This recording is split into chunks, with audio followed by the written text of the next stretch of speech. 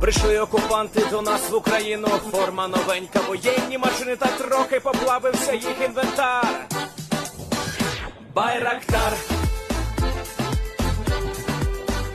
Байрактар. Російські танкісти сховались в кущі, щоб лаптем посьорбати довбані щі, та трохи у чах перегрівся навар. Байрактар, Байрактар. Приперли зі сходу до нас барани для восстановлення великої страни. Найкращий пастух баранячих отар. Байрактар, Байрактар. Їх доводи всяке озброєння різне, потужні ракети, машини залізні, у нас на всі доводи є коментар. Байрактар, Байрактар. Вони захопити хотіли нас зразу, а ми зачаїли на орків образу з російських бандитів, робить примар. Байрактар, Байрактар. Російська поліція справи заводить, та вбивцю рашистів ніяк не знаходить, хто винен, що в нашому полі глухар. Байрактар, Байрактар. Веде пропаганду кремлівський урод, слова пропаганди ковтає народ, тепер нове слово знає цар. Байрактар. Байрактар. Байрактар. Байрактар. Байрактар.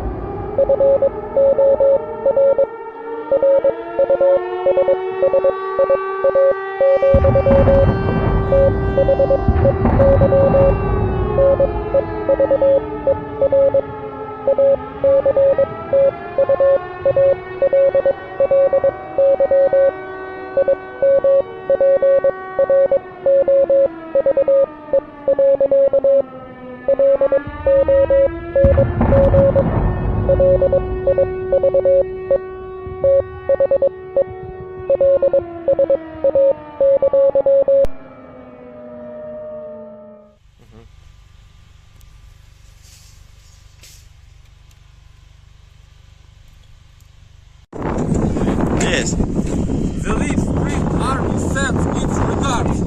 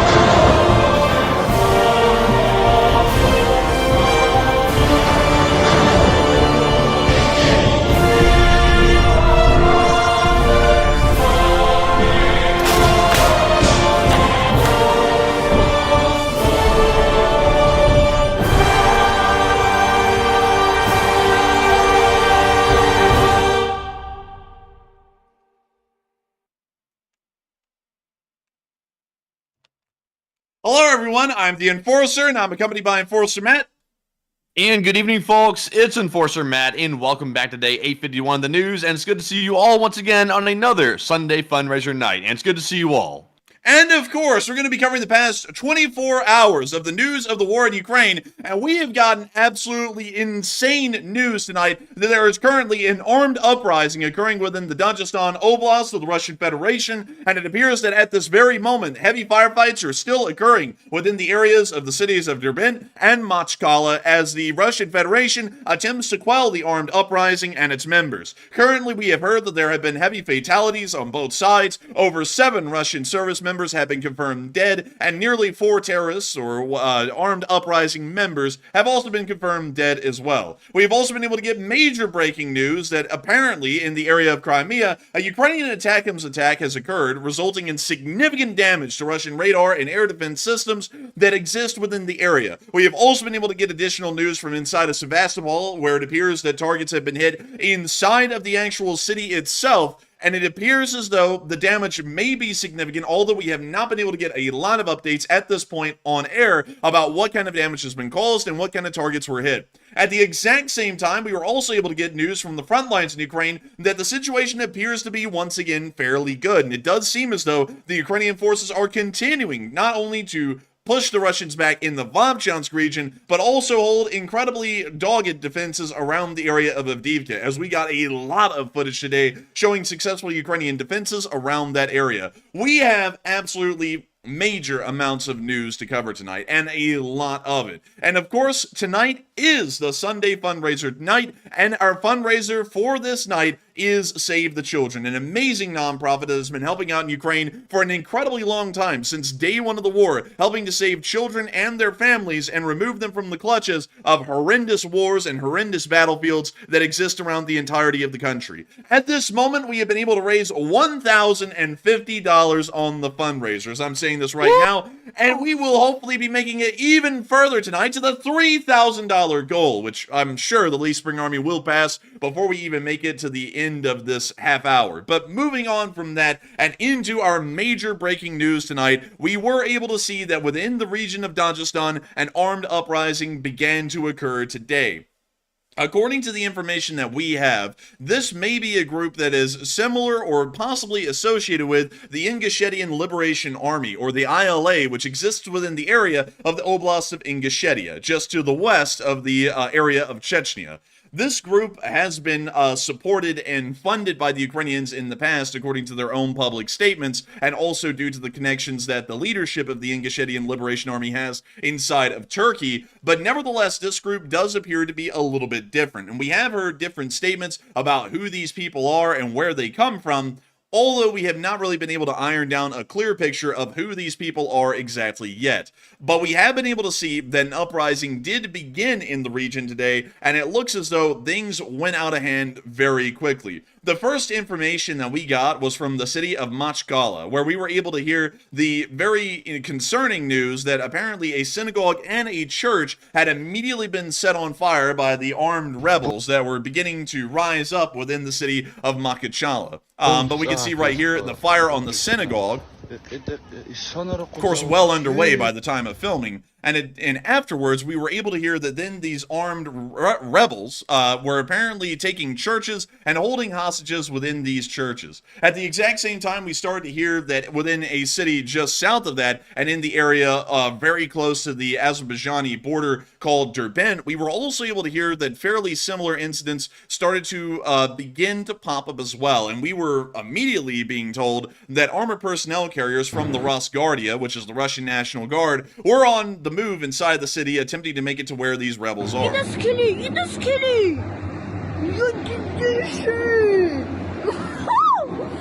that's the end of that clip. That person happy for the military to be rolling through the streets, kind of odd.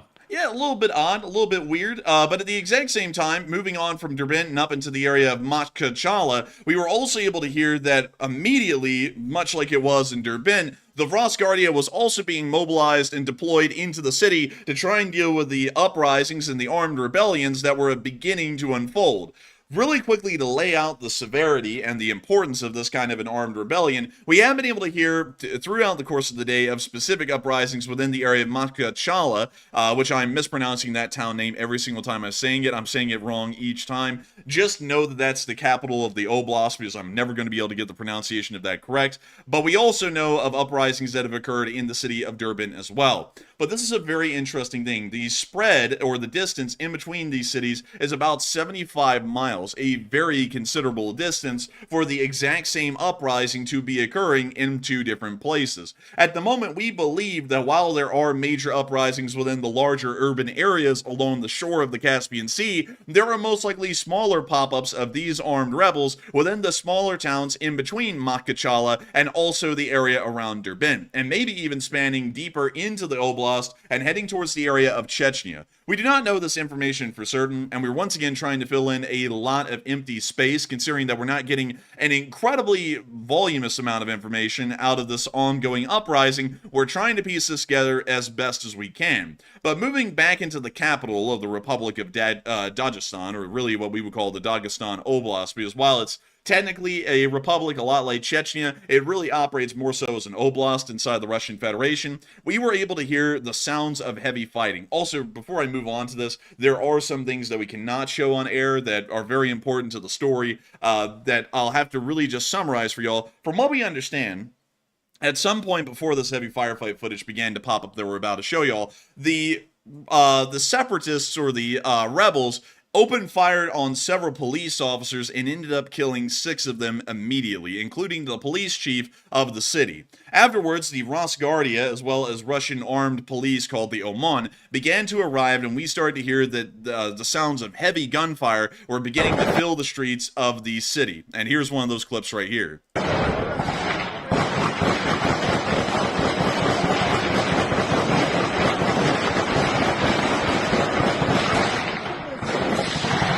Everyone seems to be damn, that is a hell of an uprising right there. Those people are apparently well armed. They apparently were, and we can see that everyone was apparently enjoying this wonderful spectator sport of watching the bullets fly up and down the street right past them. But beyond that, the fights continued, and we were able to see that within the city alone, we also got additional information that special forces began to storm a church, and we heard later on that this was supposedly successful. This happened about 8 hours ago, but we have not been able to really confirm that with any picture or video evidence, although the Russians are making the statement that they've defeated the uprising, at least in one specific battle at that exact church. Meanwhile, we also got to hear the sound of even heavier firefights that were occurring throughout the city in different locations.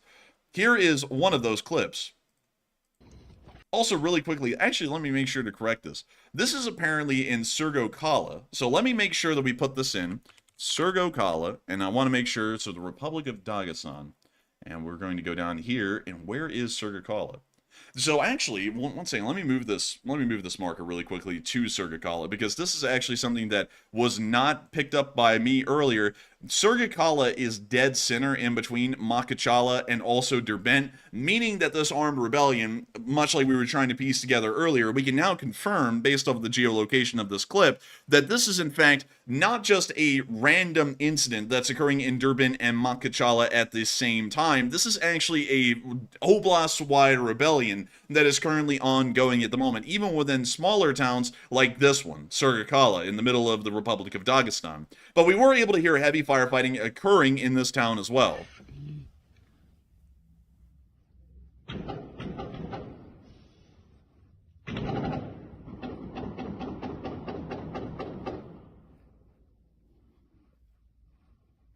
Also unbelievable. We've been able to hit $1,500 on the fundraiser in 20 minutes. Absolutely insane. Y'all are killing it right now. Can we hit 3,000? That's pretty fast. I'm telling you what, we're saving those children fast tonight.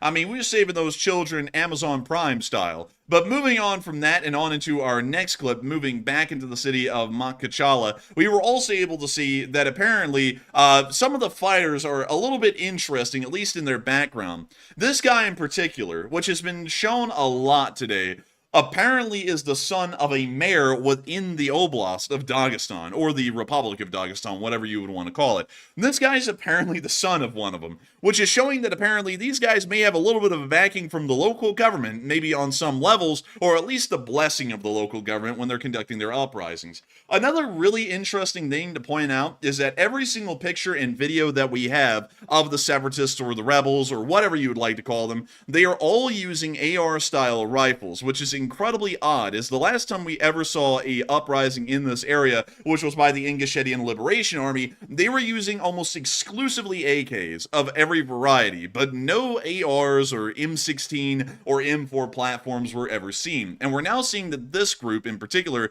that is conducting this uprising is using AR-style rifles. We don't really know what to make of this. AR-style rifles are a little bit rare, at least within the Russian Federation, or really within this region at all, so we don't really know where they got these rifles, or why in the world they even have 5.56 as well to be able to shoot these rifles. It's a little bit of an interesting thing. We're trying to figure out a little bit more info on that, but for now, all we know is that these guys are equipped with ARs, and maybe they've been equipped by an outside power, we don't know who, that is allowing them to be able to conduct this kind of an armed uprising within the region.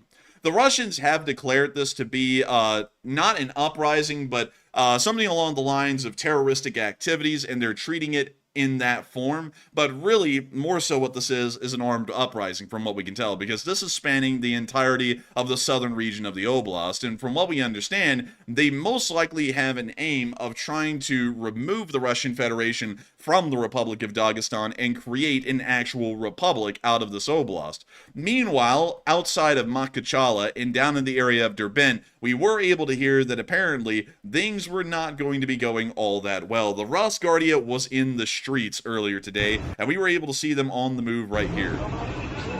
We can also see them whipping them out police trucks, and we can also hear one of them fall and break their neck right when the camera panned away. Listen again, and you can hear their rifle dropping and then their body hitting the ground when they tried to exit the back of the truck. That was not a firefight. That guy broke his neck. It was literally just right off frame. They moved the camera right off of him when he fell, and you can see everyone looking back at the clown army coming in here too. Dude, it's like that. Dude, I like how they whipped over the door and they're like, "Okay, dingus, boo it," and then he just like fell straight out and right on his face. Like, look. Okay, dingus, do your thing. And then they're all looking like, "Ooh, damn, he just ate pavement," and then they just all keep walking anyways. I gotta rearrange his spine, his neck, and his legs all into one. Dude, the Russian VA is about to go, "Your neck injury is not service related, Bliet, and besides, we don't even pay you anyway, so screw you." That's what they're about to say. But also, another thing that is interesting to note is that the Rosguardia appears to be massively under-equipped, if y'all look at their loadouts. Their bulletproof vests are completely different from person to person, showing that Rosguardia equipment is more of a hodgepodge of whatever is thrown their way, instead of anything that is purposely really equipped to the Rosguardia. Also, their helmets are completely different. Either some of them do not have helmet colors, and it appears that this guy's helmet is a completely different design, possibly a shush helmet. Also, another thing that is really interesting to note is that each of them do not have a standard loadout on their utility belt. We're seeing that some of them appear to have maybe a medical pack on their belt. Others just don't have really much of anything on the belt. So it is showing that the Rosguardia is massively under-equipped, and probably showing that they probably will not do that well against the Uprising. They probably will be par on par with them, at least on an equipment level. And we hear that guy breaking his neck again. And then we can see them all looking back. And sadly, I was waiting to see if we could get a better look at their weapons. It appears that they have absolutely no optics on their weapons either, once again showing that they're poorly equipped, because nowadays, from what we can tell, a lot of the Russians that are equipped with AK-12s in Ukraine do get some kind of an optic. I believe it's some sort of a Bolomo that they're getting, but these guys don't even have that, and it looks like they're still using AK-74s, which by this point in the Russian Federation, they have largely phased those out from frontline service, from what we can tell. But moving on from that little clip, we were able to get a really good picture by the end of the day, by the time we were running this stream, that things are not improving in the Republic of Dagestan. It appears that things are continuing to fall out of line. and get worse and worse. There are a lot of videos that we cannot show y'all due to the graphicness of the footage, but I can say that based off of what I've seen off air earlier today, things are not going well at all. It seems as though the Russian police and also the Russian Rosguardia forces that have been moved in have sustained a pretty decent amount of losses. And it also appears that the armed rebels have also faced a decent amount of losses as well. So it does look to be a bloody brawl that is going on in this area with the uprising that is unfolding at this moment. But a lot of people have been talking about this uprising because it actually comes, funnily enough, on the anniversary of another uprising that many of y'all will know because we covered it and we were one of the first people to cover it in the world when it happened, which was the Wagner uprising that happened literally last year on the exact same day, June 23rd of 2023. It is absolutely bizarre to think that it's been exactly 1 year now since the Wagner uprising, but I actually paid tribute to that in our thumbnail. And really quickly, I actually have to show y'all this because I think that this is something many of y'all will be interested in seeing. So let me take y'all to Canva so that way I can really show y'all the thumbnail in detail. This picture in the background was deliberately chosen, the one behind Putin, because if I move Putin out of the way right here, you can actually see that this was a picture from Rostov-on-Don during the Wagner coup. And the reason why I put that there is because the chaos that is happening now is very reminiscent in its size and really insanity to what happened during the Wagner coup, literally at the exact same time 1 year ago. It's nuts to think that something like this happens like clockwork at this point in Russia, where they have a major revolt or a major uprising on the same day every single year for the past 2 years. But nevertheless, it is something that is ongoing right now once again. And a lot of people have been talking about this.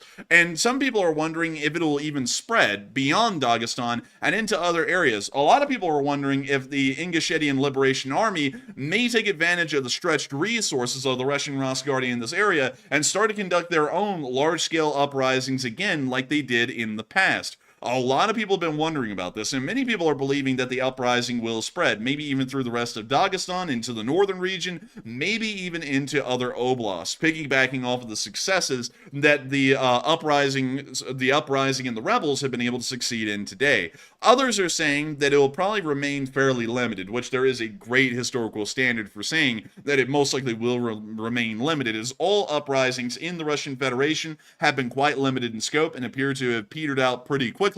Other people are saying that it might, but it's a little unlikely, and others are saying that it's a little bit unsure at the moment. They don't really know what direction it will go in. But Matthew, what are people thinking about this, and what are you thinking about it? Do you think this will spread, or do you think it will stay largely contained to Dagestan? So it looks like 40% of the audience said the uprising will indeed spread further than where it is currently, while 26% said it might spread, but it's kind of unlikely, and 23% said no, it will remain limited to Dagestan and right in the area where it is right now. And in my opinion, first off, I have to say this. We're really limited as to what we can say about the armed uprising due to YouTube restrictions, so I'm not going to be able to go too deep into analysis on my end because my analysis involves some things that YouTube does not want us to talk about. However, I'm with the 26%. I think that this might spread, but it's kind of unlikely because there are some factors going on in the background motivating these attacks, which are not exactly about taking over the Russian government. It's more about attacking a certain group, which these people do not like. So it's more of an attack than it is an actual uprising, in my opinion. So that's why I say it really won't spread, but it is a possibility depending on how coordinated these people are. But Enforcer, what say you? I would have to say I don't believe this is really going to spread too much. I believe it's probably going to be contained really even within the southern area of Dagestan where it is right now. And while it will tie up a lot of resources and time for the Russians probably will be able to quash this. It's just that it'll take a decent amount of lives and a decent amount of time to be able to do that. But they probably will be able to crush this thing and stop it from really growing or really expanding into being an entire southern Russian Don situation that the Russians are having to deal with. So in my opinion, I would have to say it's probably not going to spread all too much. Another reason why I'd say that is because there's a historical precedent at the moment with what the Ingushetian Liberation Army has been doing, that there isn't really a lot of chances that this will grow and begin to blossom into some kind of a massive rebellion against the Russian government, because with the Ingushetian Liberation Army, it never really did that either. And that comes with Ukrainian support as well. The Ingushetian Liberation Army, we know, is supported by the Ukrainian government, because the Ukrainian government is directly involved in the creation of the Ingushetyan Liberation Army. That's something that we actually covered a long time ago, is that back in June, well, actually, I believe it was July of 2023. No, it was July of 2022, correction. A member of the Ukrainian Rada traveled from Ukraine to Turkey, spoke with Ingushetyan expats living in Turkey about creating a armed group that would conduct uprisings against the Russian Federation, and then founded the Ingushetyan Liberation Army right then and there. As Andy L is liberating that fundraiser by throwing in a $250 donation. Good Lord! But beyond Getting this that, up to almost $2,000. I'm telling you what, we're close to the goal, only 1,000 away. man, we getting there. We really are. And I gotta say, huge shout out to Andy L and all of the donors tonight to the fundraiser. Make sure to try and hit that $3,000 goal as soon as possible. But moving on from that, we know that the Ingushetyan Liberation Army was founded by Ukraine and supported by Ukraine in the past, but we don't really know about this other group. And of course, like Matthew was saying, because I had to tell him this before we went on air, because I found this out a little bit earlier today, we can't really talk about this all that much, like a lot of people would want us to, because it's a little bit of a touchy subject. Some of y'all have heard about the Russian stance, which I really had to gloss over really quickly, about how they're treating this. They're calling it a counterinsurgency operation, but switch the insurgency word with something else that is a big no-no to YouTube. You can't talk about it really much on YouTube, so we can't really add a lot more to this than what we're saying right now. But I do not believe that it will spread. It's most likely going to be an isolated but major incident happening within this very southeastern area of the southwestern part of the Russian Federation. And so with that, I hope that does address that the best I can. But we can talk about what this probably will mean for the Russian Federation, as we are now up to $2,100. Absolutely insane. We are $900 away from the fundraiser goal. Absolutely killing it tonight. But nevertheless, this will probably mean a great deal to the Russian Federation. It is going to tie up a decent amount of manpower behind the lines, especially in the Rosguardia, that could have been used elsewhere. Not only that, but the equipment that may possibly be lost, depending on how well equipped these fighters are, may also start to pose a bit of a serious issue to the Russian Federation. But we are not really that sure yet. The equipment of the insurgents, or really anything along those lines, we don't really have a lot of information on these guys. We only have a few sporadic pictures here and there, and we don't really get much more than that on this channel to be able to work with, to extrapolate some kind of information, or give some kind of really in-depth analysis. All we know is that it looks to be, right now, a ragtag team of insurgents that have risen up in the area, and the Russians are trying to put them down with their ragtag forces in the Russian National Guard. That's really all we can tell from this at the moment, but we will try and get more updates as time keeps going by. But moving on out of the area of Dagestan, and moving on over into the area of Sevastopol, we were able to see something absolutely beautiful. The HIMARS were launching, and really quickly, let me move this down here, because I don't know why I put this up here. This was actually from the night where the Ukrainians attacked the entire Crimean Peninsula, and it was quite beautiful, I have to say. But let's look at the launches, and then we'll get into the damage. As Phil Swift says, that's a lot of damage. And there goes the ATACMS.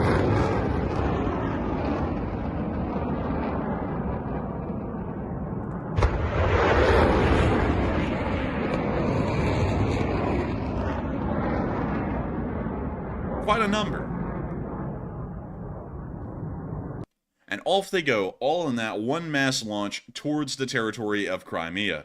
And all hell broke loose when they started to make it there. According to the information that we have, a radar installation near to the small village of Vitino was hit and destroyed. We were able to get picture evidence of that right here. Bless me, everyone, bless me. But beyond that, we were able to get picture evidence of it right here. And while you can't really see it too well, we were able to confirm this radar installation was hit and did sustain damage. We'll most likely get better proof of that within the next few hours. We were also able to see that other targets within the area of Crimea were hit. We were told that Saki and Yevpatoria were hit, and apparently this footage is from Yevpatoria. And so here's the footage of that right here. As Nicholas Condor throws in a 250, getting this fundraiser up to $2,336. Unbelievable! And so here's the clip.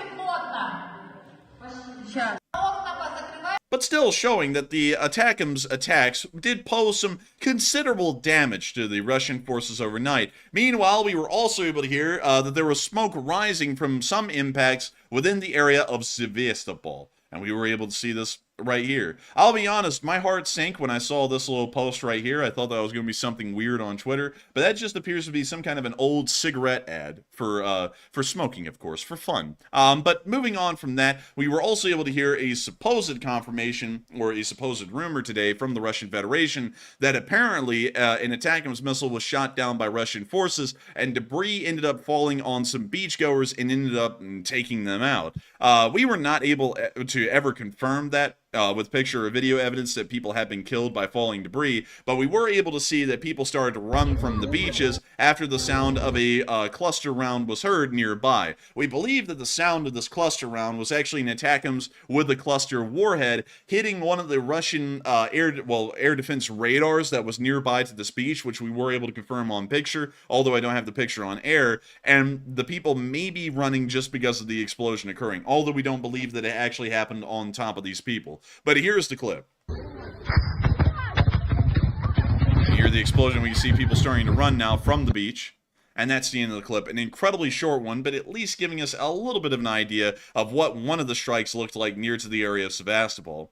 But nevertheless, the Ukrainians' ATACMS attacks appear to have sustained very little resistance from the Russian Federation's air defense forces. From what we understand, most of them have been moved out of the area. Most of the S-300s and S-400s have been relocated into the direction of Belgrade, and most of the air defense these days consists of a few air defense radars. One of them was knocked out overnight, from what we can tell, and then a large amount of gush guns that are used to defend point locations within the entirety of the peninsula, but not really providing a complete air defense umbrella like they have had in the past over the area. This is leading us to believe that most of these ATACMS missiles most likely were able to strike their targets and destroy them, although we are going to be waiting for more picture and video evidence to make sure to confirm the loss and destruction of all of the different targets that were inside of Crimea.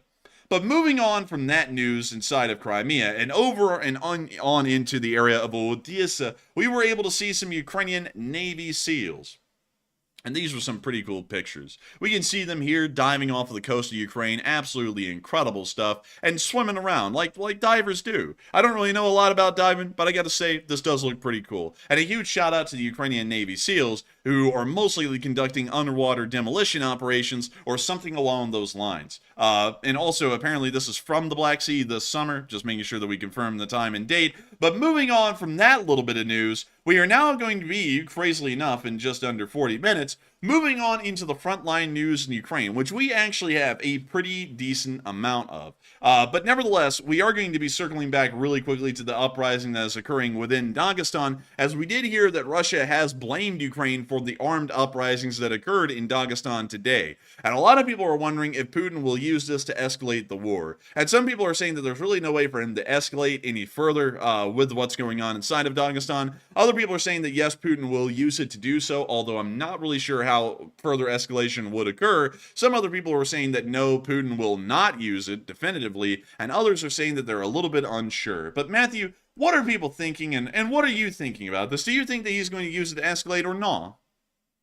So it looks like this poll is actually pretty evenly split between two options here. About 43% said there's no way for him to escalate, and 42% said yes, Putin will use this to escalate the war in Ukraine, while only 8% said no, Putin will not use it.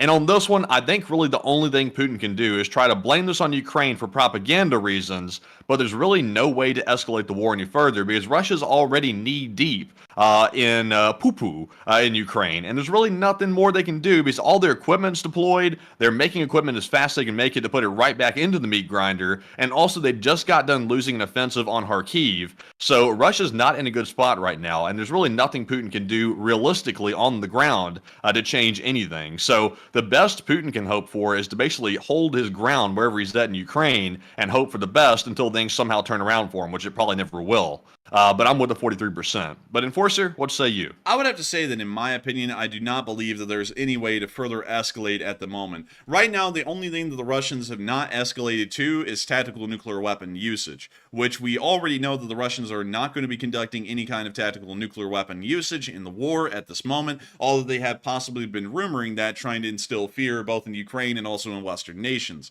I have no reason to believe that that's going to be happening anytime soon. And I have no reason to believe that this will also escalate that to happening even sooner rather than later. Another thing as well, is that there is really no way to tie this directly to the Ukrainians. Uprisings within this region have been happening fairly regularly, at least on a historical basis, so blaming them on the boogeyman, which is Ukraine, doesn't really make all too much sense, because, to be quite honest, this has been going on for quite a while. That's what the First and Second Chechen Wars were about. That's what the Ingushetian uprisings have been about, which not only have been happening recently, they've been happening for really a century at this point, clearly against the Russian Federation. Not only that, the Circassians further back in time were also conducting armed rebellions against the Russian Federation, which they put down and really conducted some of the first modern genocides in human history, among many other things. It's not really something new, and I don't believe that Ukraine is responsible for this, or is really backing it and sponsoring it entirely. So I would have to say the Russians probably will not escalate over this. We'll probably see the Russians, of course, make some very crazy statements about this, but they're not going to be conducting anything severe like a mass nuclear attack on Ukraine or start a third world war with the West over what's happened down in Dagestan. Not only that, but while it is tying up resources and time, the Rosguardia probably will deal with this over the course of maybe a few days or maybe 2 weeks, and then the situation will largely be over for the Russian Federation, and they won't really have to worry about it beyond that point. So in my opinion, I don't think this is going to become a major deal, and I don't think that Putin's going to really be able to escalate, even if he wanted to, based off of this current instance. But I think in reality, if Putin wanted to escalate the situation based on one of these attacks, the Crocus Hall incident was probably more of a suitable propaganda sort of facade to tell the Russian people we need to do something else to Ukraine because of X, Y, and Z. Even though it was very clear Ukraine had no involvement in the Crocus Hall attack, that was probably more of a realistic one to try to use for a propaganda fling. But this one right here, it's too obvious what this was about, and we can't go into it like I said. But this one is too obvious that there's a faction going against another faction, and it's not about really the government. It's more about people's beliefs. So it's just not the same thing. And this one's not going to do much good when it comes to trying to escalate anything.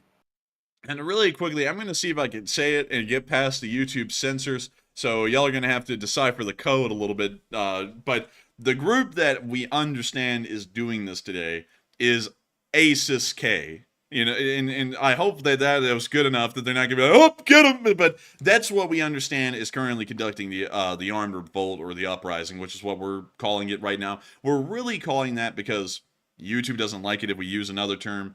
Some people decided to give me heat about that today when I made my video on this thing, and I called it an armed uprising. People went, excuse you, it's not an armed uprising. Actually, it's something else. And it's like, I can't call it that because YouTube isn't going to allow me to call it that. So we have to call it an armed uprising.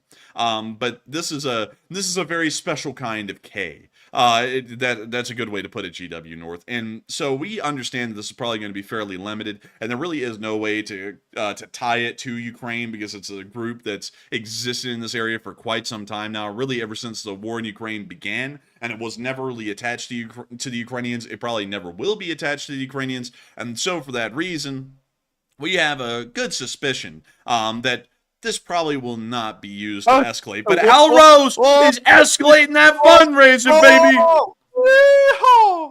Jaga Jaga, Igor! I'm telling you what, Igor! My fundraiser is an update. Did we hit the goal, though? We're $1 over. We're $1 over! Hey! We hit that goal, baby! We did it! I cannot believe it. We hit $3,001 exactly.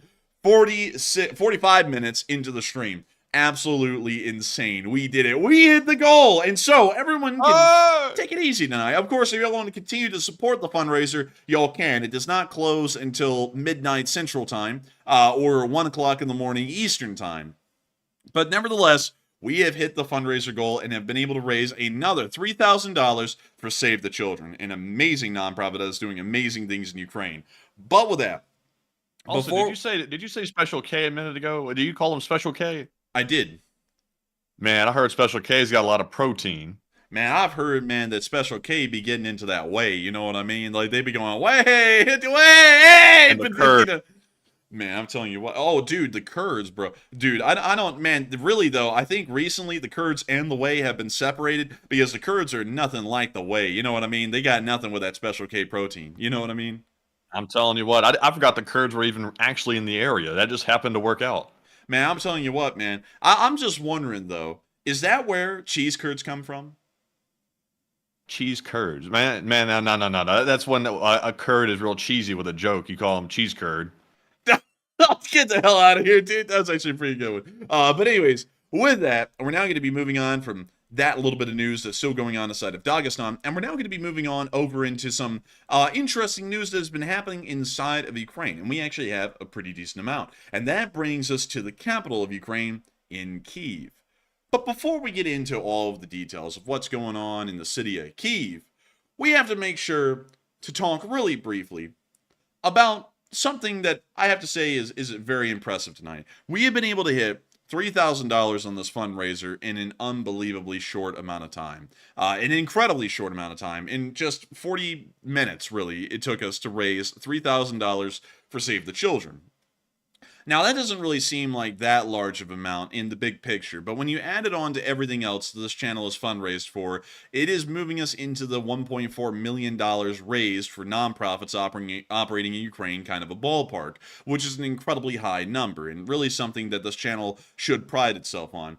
It has fundraised as much, if not more, than really any other YouTube channel out there has been able to over the course of the war. And while we don't really toot that whistle too much anymore, and we don't really blow the horn on it, is something that this channel should be incredibly proud of. And it's a tradition that has never died. And tonight, certainly that tradition continues to carry on in one of its strongest forms. It is unbelievable to think that all of y'all continue to keep on the amazing tradition of passing fundraiser goals and continuing to support Ukraine through these nonprofits in big ways, because not only do we cover the news on this channel of what's going on over there, this channel actually has a direct impact on how some of that news unfolds, at least a little bit in the rear lines, where children and their families are moved to safety away from the front, and hopefully reduce the amount of terrible stories that other people like to post about, where families ended up being butchered in the middle of the night by a Russian glide bomb or a Russian grad barrage or something along those lines. Y'all have a massive impact on helping out with those sorts of things, and I cannot thank y'all enough for all being the incredible and special community that we've been able to create here on YouTube, and continuing to help out time and time again. Like y'all have done tonight, and like y'all have done for pretty much every single Sunday since this channel was founded. It is a huge thing, and I want to make sure that we can give a shout out to the top donors of the fundraiser tonight. I wish we could give a shout out to every single one of y'all, but sadly, there are so many of y'all who support these fundraisers. If we did that, it would take, I believe, about 20 to 30 minutes to call out every single one of y'all. But I do not want y'all to think that we are not appreciative of y'all's support to this fundraiser. We don't make a cent off of this, but the kind of effort and support that y'all give to others over in Ukraine is something that is truly tremendous, and I believe is deserving of all of our time. But we want to make sure to continue to move on and get to cover all of the news, the rest of the news that we have tonight with y'all. And so we limited only to top donors who have put in over $50 on the fundraiser. But I do want to thank all of y'all once again for making this fundraiser possible. Because if it wasn't for all of the small donations and the big donations put together, we wouldn't have been able to make it to the $3,000 mark like we already have tonight. But Matthew, take it away and give us the names of those top donors of the fundraiser tonight.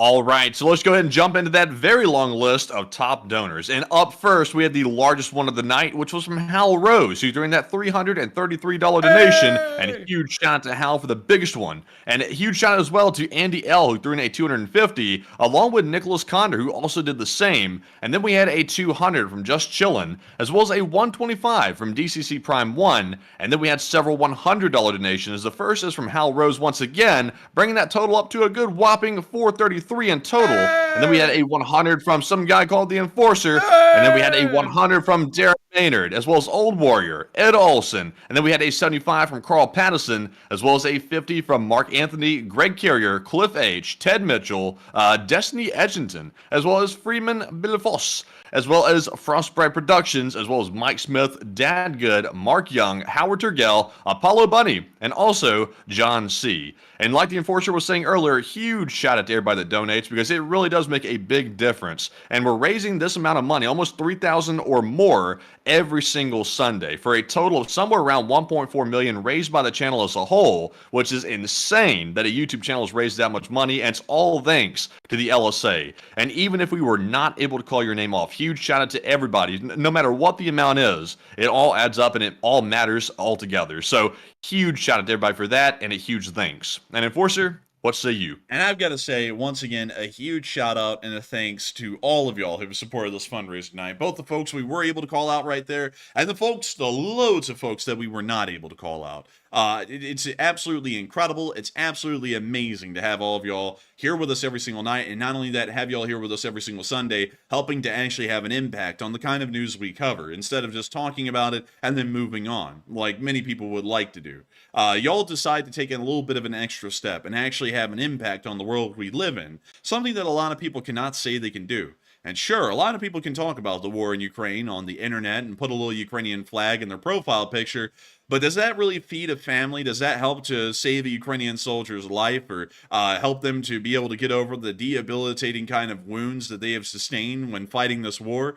Not really. But y'all do. Y'all are some of the very few people out there in this world who really do have an impact on how this war is unfolding. Whether it be for just one person, hundreds of people, or thousands of people, y'all have an impact. And that is something that we cannot understate, and something that all of y'all should be incredibly proud of. And I also have to thank y'all all, not just for supporting Ukraine, but for supporting this channel. As I was taking a quick look a moment ago, and glanced over at something that has really blown me away, especially tonight, is that this channel has now surpassed 229,000 subscribers, which is What? actually crazy. Yeah, we've actually surpassed that already right now. Wow. That's fast. I was expecting to pass that maybe tomorrow morning or something. Yeah, we were actually at 227,000 subscribers just this morning, and we are already at 229,000 subscribers as we are talking on air right now. And we actually cannot believe that. That is insane. Over 1,000 of y'all, I believe it's at this point close to 1.2 thousand people have subscribed to this channel today as we've continued to cover the news.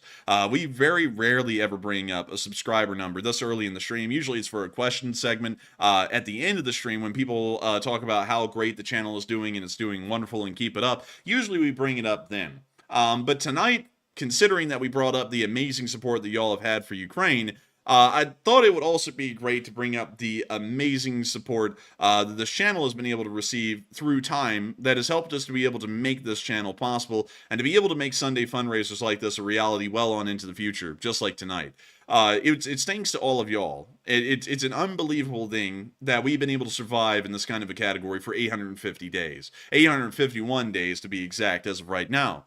Many people have not been able to survive this long, or if they have, they've largely fallen off into oblivion or obscurity, either due to being uninteresting or getting a lot of facts and information wrong, or really getting lazy and not really putting in a lot of effort. Through one form or another, a lot of channels have ended up falling off that have been in this kind of a category that covers Ukraine war news or really world news like this.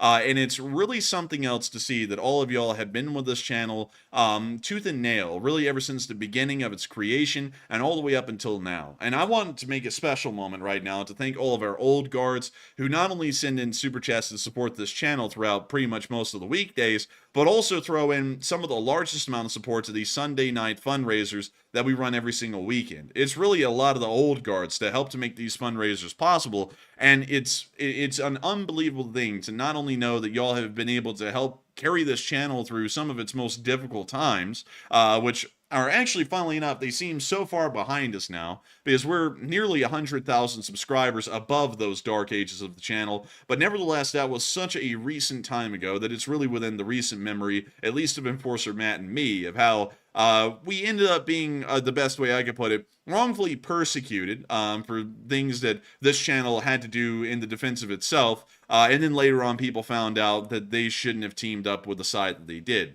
And isn't it crazy though, through all the dark ages and all the persecution wrongfully and stuff like that, that somehow, thanks to the LSA, we all came out on top. In fact, we've gone above and beyond where I even expected to be at this point. Like this growth that the channel has had, almost 230,000 subscribers.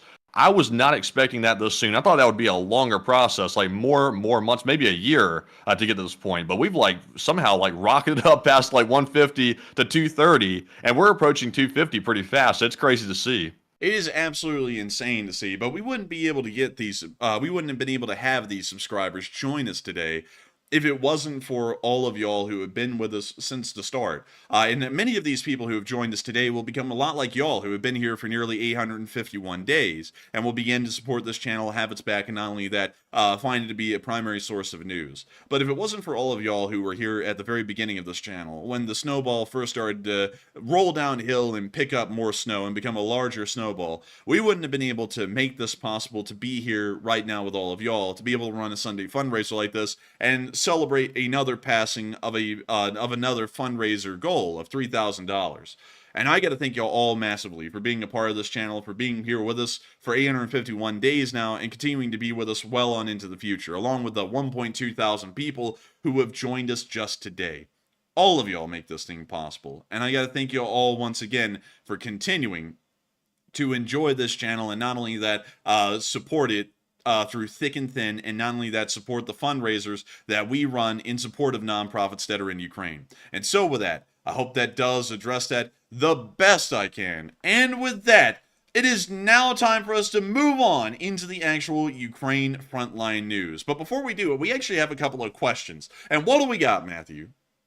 All right, and we do have a couple of questions, but just a reminder, since it is fundraiser night, there are no super chats to be had on the channel because every dollar donated tonight goes directly to the fundraiser. So as a result, if you have a live chat question for us, you can put @EnforcerMatt in the chat and then put your question behind it, and we'll add it to our spreadsheet. And we'll probably have enough time to get to most of them tonight, since we have a fundraiser night, of course. We have a little bit extra time to address questions, but we can't guarantee all of them, but we will try. So if you have one, feel free to send it to us. But with that, we're jumping into our first one, which is the Morse code decoders of the stream. And tonight we had Cliff Simonson, Mark Hodges, Earl Bernew, Paul Schultz, Kevin J, Rumpelstiltskin, and also David Millsaps. They said the Morse for tonight says the problems only continue to worsen for Russia, and that they never actually improve. And long live the LSA. And oh man, that was way too high pitched, but that's the sound of money, and y'all got that dead on the nail. That was the Morse code message of the night, and I got to congratulate y'all for getting that right. Y'all have gotten that right for 851 days so far, and it's crazy to think y'all continue to get those messages correct time and time again as we continue to make them and put them out fresh every single day. And so I got to congratulate y'all for that, and I hope that does address that incredibly well. And with that, we are on to the second to last question of this segment.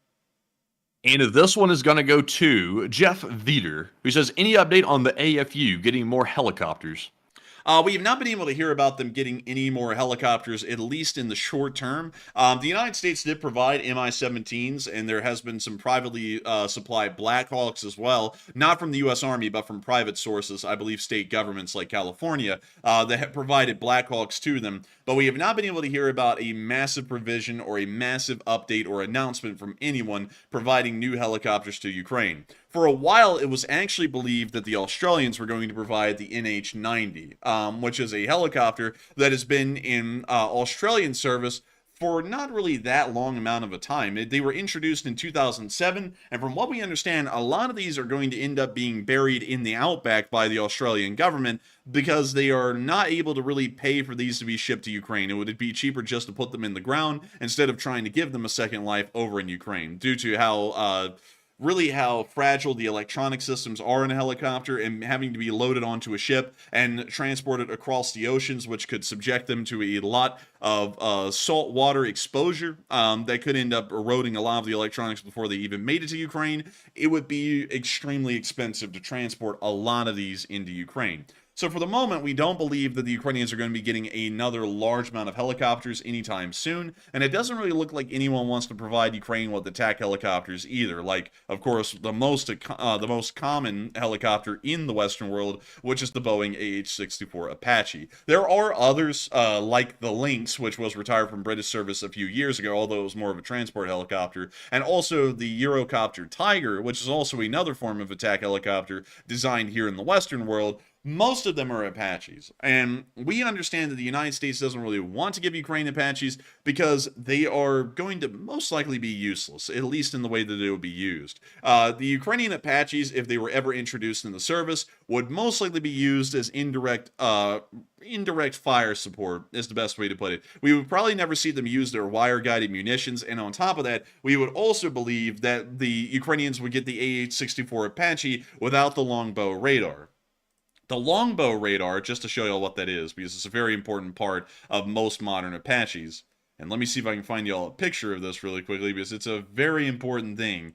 Here we go. This is a Israeli Air Force Apache, but that giant dome thing on top of the rotors is the longbow air-to-ground radar. And what that radar allows the helicopter to do is fly at well, not really treetop level. They actually fly a little bit below treetop level and poke the air-to-ground radar just above the trees. This allows the radar to be able to pick up enemy armored vehicles, specifically, and then report that exact information back to the gunner on board the Apache. The Apache can then lock onto a specific target, fire a hellfire at it, and the entire time the helicopter is obscured from view and the enemy cannot see it, meaning that the Russians would not be able to see this helicopter firing off these hellfires. All that they would see if they ever saw the helicopter would be a small little longbow radar just poking right above the top of the tree line, and then they'd most likely see a hellfire flying right into their face about a half minute later.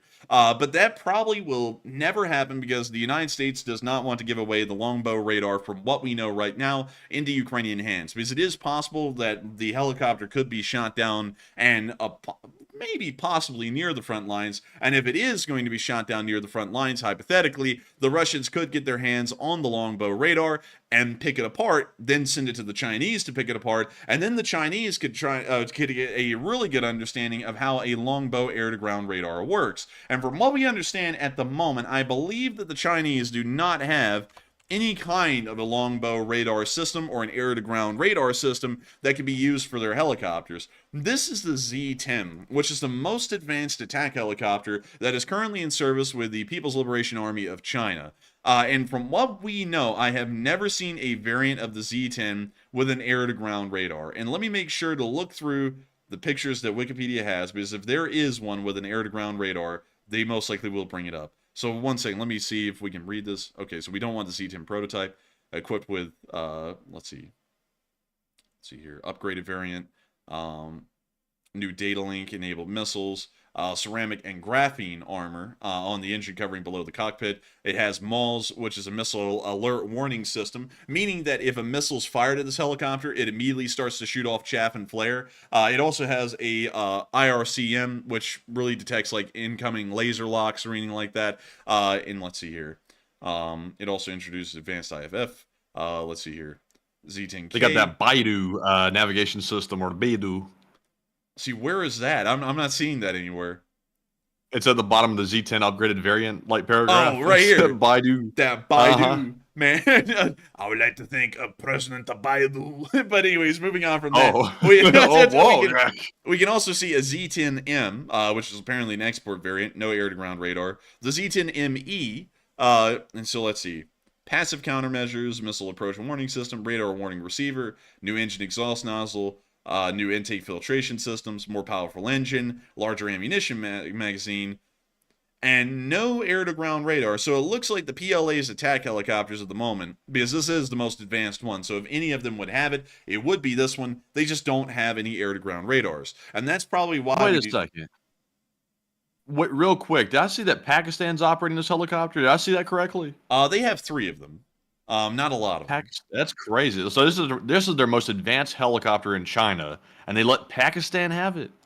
Yeah, they did. But then again, the United States allows the Apache to be exported really to anyone who wants one. The Swedes have them, the British have them, the Japanese have them, the South Koreans have them, we have them. And then I think... Do we give it with the longbow, though? We don't, like, send everything with it, do we? Oh, no, we sent the longbow. I mean, the British... let me go see if I can show a British Apache.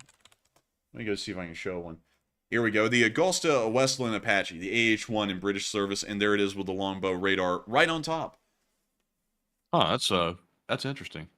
Yeah, because, you know, they're allies, so we want to give them the good stuff, just like we'll give them F-35s. But we don't want to give Ukraine an Apache, say, because if it does get shot down, you know the Chinese are going to be just foaming at the mouth to get their hands on an air-to-ground radar, because then that means that they can start equipping Z-10s with air-to-ground radars, which will massively increase the potency of their helicopters, because right now, from what we know, the Chinese heliborne units like this will be greatly weakened in an actual confrontation or a conflict because they do not have an above rotor air-to-ground radar system.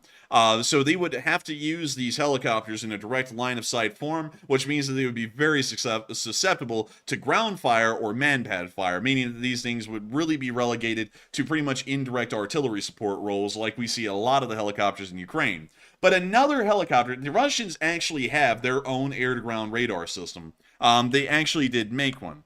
But what's interesting about that, though, is that they built theirs not above the rotor. They actually built theirs into the front of the helicopter. This blue area right here on the nose cone is actually a shield or a cover for the air-to-ground radar that they built into the Ka-52. But what is so stupid about this air-to-ground radar setup is that it's in the fuselage of the helicopter, meaning that it doesn't allow the helicopter to get below the tree line and then just use the radar as it pops up above the tree line. You have to still have direct line of sight to be able to use the air-to-ground radar in a Ka-52, meaning that it really gives no added benefit rather than possibly allowing the crew to see vehicles that they wouldn't have seen with their naked eye. But it doesn't really provide them as much benefits as, say, a longbow radar does with an Apache based off of its configuration.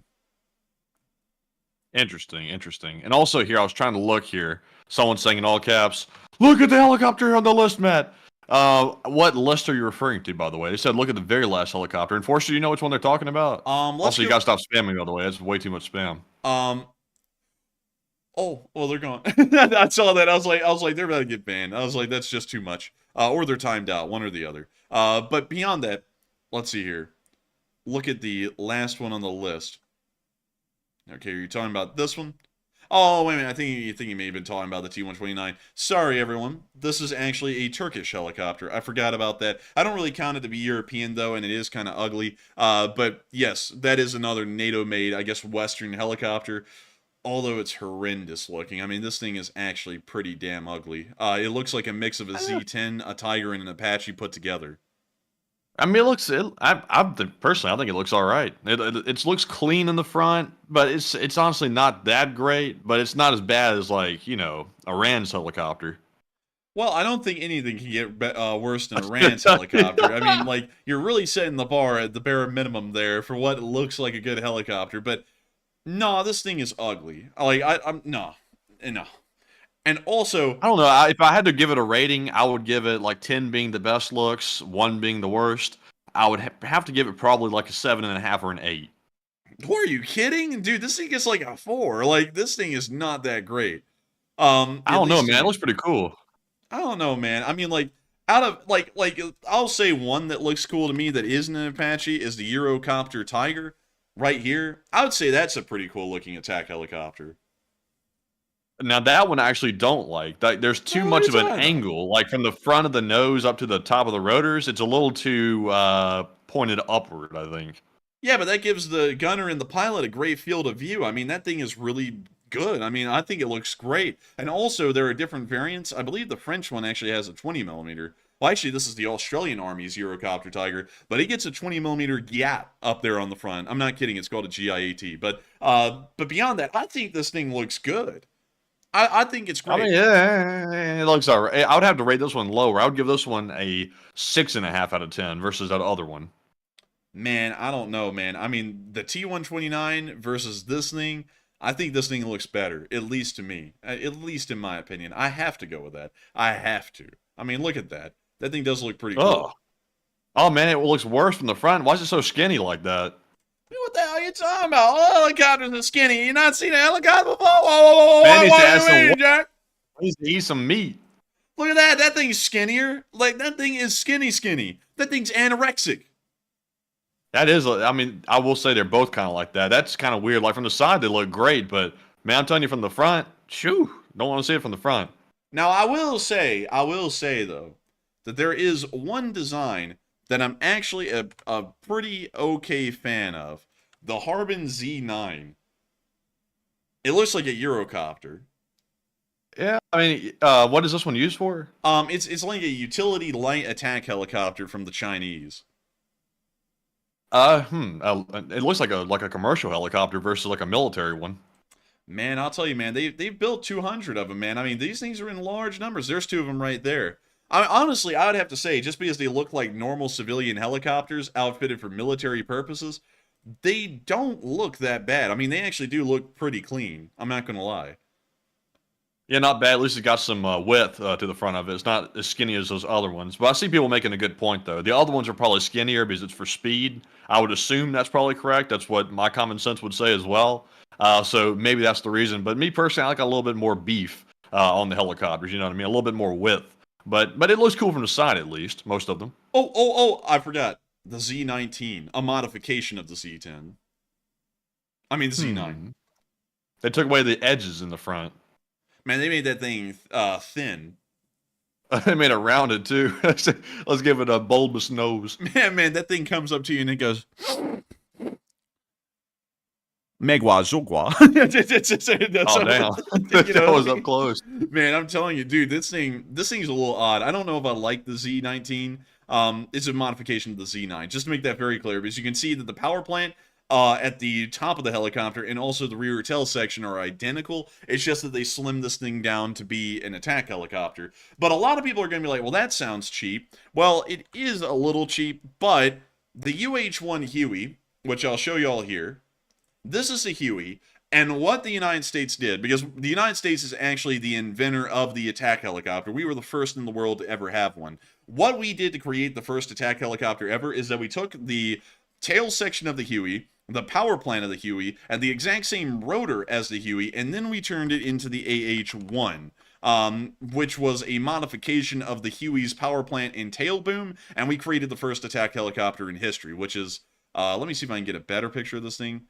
That's a prototype. That's not good enough. That doesn't count. This helicopter right here, that's what we made out of the Huey. So kind of a similar thing to what the Chinese did with the Z9 and the Z19. But still, I gotta say, I mean, this isn't a bad one. Also, someone said the AH-1Z, which is a good point, because I believe that those were in service up until recently, I think. And let me make sure that I'm correct on that. Let's see here. Actually, they're still in service with the U.S. Marine Corps, I'm assuming. But this is the AH-1Z Venom, which is the maximum modifications made ever to a Cobra attack helicopter, which was originally built off of the Huey. But this thing shares nothing in common with the Huey anymore. It's a completely different helicopter. But this one, that one's sick, though. I'm telling you what, man, that one is sick on the design. Like, everything about that. That thing is kitted to the max. It's got some width to it, or I think it does. I can't really see the front too well, but that thing is clean. Oh, for real? Yeah, let me see if I can get you a front-facing picture of this thing, because it is thin. There it is. Oh, damn. I was about to say, it said Marines on the back of it. I was thinking the Marines like it thick. So it's not thick, though. What the hell? There's one. I mean, but they are pretty cool looking. They are pretty cool. But then I also have to say, like, the Marines have, in my opinion, the coolest helicopters currently in the services right now, because they also have the Bell Twin Huey. And let me see if I can get that one. The Twin Huey. Here we go.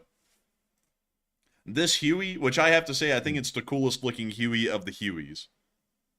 That's a nice Huey right there. Also, while we're talking about multiple different helicopters here, have you seen that Little Boyd? The AH-6? Yes, I have. I really love the Little Bird. I think it's a really cool one. Here we go. This one. Actually, oh, yes. I don't like the nose on that one, dude. That one's going... It's like, no. Let's go it's like that Ukrainian like translator on the video at night. Hello, soldiers. Would you like to ride the helicopter? Dude, this dude's going,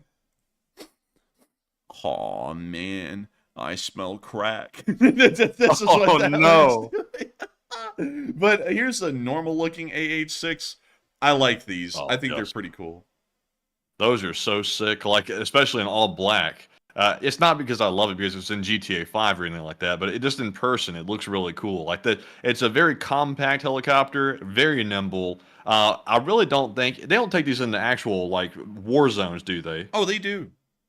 Oh, they do? Okay, Oh, yeah. Well, I thought it was just used by SWAT and people like that, and maybe for like other operations. But man, those things are cool, like really cool. Well, actually, what's interesting, these things have been phased out for a little bit now in this role. But back in the day, in the air cavalry, in the U.S. Army, which are the units that work around helicopter warfare pretty much, these things served as the light recon helicopters for the heavier attack helicopters like the Apaches. And so these things would fly out kind of like in front and around most of the helicopter formations and try and find lightly outfitted as well with other kinds of weapons. Like, these things can actually carry 4 Hellfire missiles each, which is actually a pretty impressive amount for the size of the helicopter. But something that is really cool, I think this is the coolest thing about this helicopter, is that it's actually modified off of the OH-6, which has been in service with the U.S. military since 1966. This thing was present in Vietnam. Oh, that is really bulbous, that one right there. I must say, I see the resemblance, but they really did a good job with the upgrade on the new one, because this one was kind of a little bit rough. 1 second, man. I want to find... Dang, man. I got to find, like, here we go. The real egg. This is the egg. Like, the eggiest of Eggos. Lego my Eggo. You know what I mean? And when was this one made? 1966 is when they were introduced in the service. I wasn't bad for 1966. I mean, it was a while back, but the design was okay. Like, the resemblance, it's this close to the new one. That says a lot about that design. They liked it so much they had to upgrade it. Man, I'm telling you what. I mean, they really did upgrade it a good bit, because the AH-6 is way better looking than the OH-6 by no shadow of a doubt. But with that, I hope we were able to address that incredibly well about that little rabbit hole. And Matthew, I think we are on to the final question of the segment, and then we're going to be getting back into the news.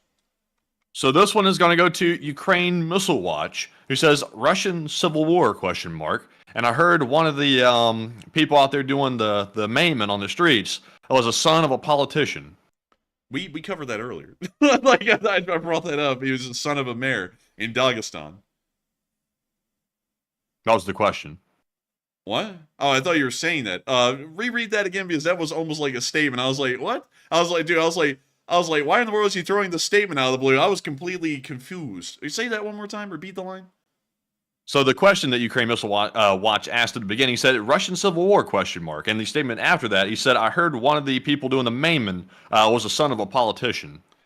Yes, they were the son of a politician. I completely misunderstood. I thought Matthew added that on, and I was like, dude, we covered that earlier. I was like, what are you talking about, man? We brought that up. But yes, the son of a politician, but it's not a civil war. This is a uprising of a specific insurgent force in the area, so it is not going to be a civil war. But with that, I hope that does address that the best I can. And with that, we're now moving on into the capital, as we were able to hear that Kyiv was under attack today by Russian forces, as we got to see a caliber flying into the area, if the video loads. And here's the video, and here's the clip. And there it goes. That thing was just scooting. It's like hydroplaning like a boat, like in the air, kind of like snout up. Oh, here comes another. I don't know where that one was.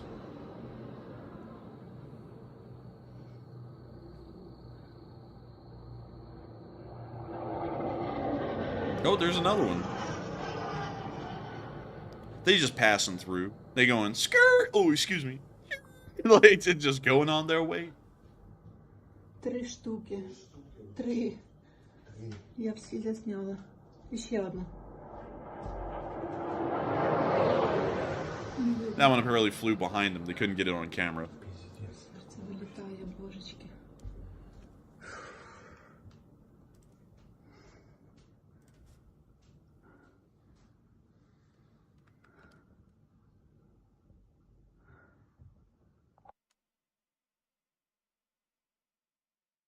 And then things went quiet and the video ended, but still showing us some of the calibers that flew in. We counted 4 of them, and then the air defense report came out saying that they shot down 2 calibers, meaning that 2 possibly made it through, although we don't know where they hit and what kind of damage they caused. We weren't really able to get a lot of evidence of that in between now and the time that the stream ran. We also got a little bit of additional information that apparently if the Ukrainians do not regain all of their territory that they had according to their 1991 borders, the state of war will continue forever and ever and ever, according to Kirill Budanov. And so that was a fairly interesting statement made today, but not really much more to take from it than that.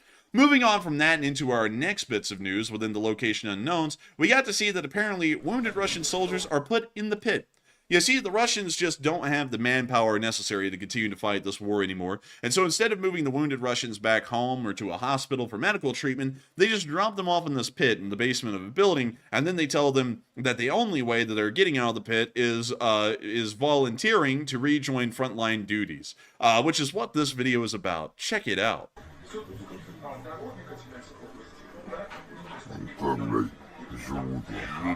Oh, the devil. I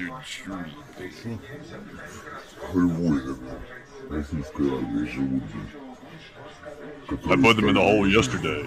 Которых прячут все, кого неизвестно, клетки, свинарника.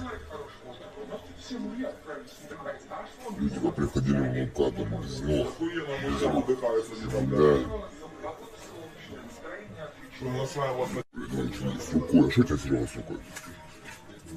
Или держится, блядь, вот рука, нахуй, держит людей, вот они, свинарники, блядь, ебать. Воинов, блядь, держит тут, нахуй. Man, this guy's just wearing underwear, bro. Ew. Покажи, что у тебя с пальцами. Покажи, с пальцами тебя. Покажи, смотрите. Вообще пальцы куда он, даже его. We're gonna skip forward a little bit. These guys are still in their underwear. Watch out, Hot Dog Man might be around. But we can see. Oh man. Oh man. Did I just see someone in their undies? Oh man. Yes, you can see that. Showing off the squalor that these guys are pretty much being put in. Look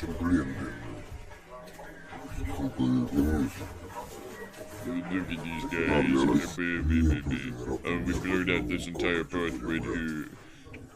We're gonna be skipping forward. We see another guy in his undies.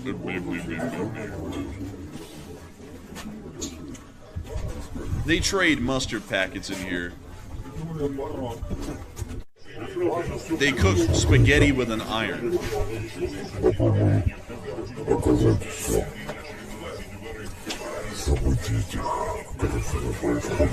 We're going to be skipping through the video. It looks like there's not really a lot to see because they just keep on blurring out almost everything. But showing you a little bit of the squalor that these guys are in. Meanwhile, moving on to our next clip, we got to see a very, very close call that this Ukrainian soldier had. Luckily, according to the uploader, everyone lived, so that's great, but this was really close nonetheless. Here's the clip.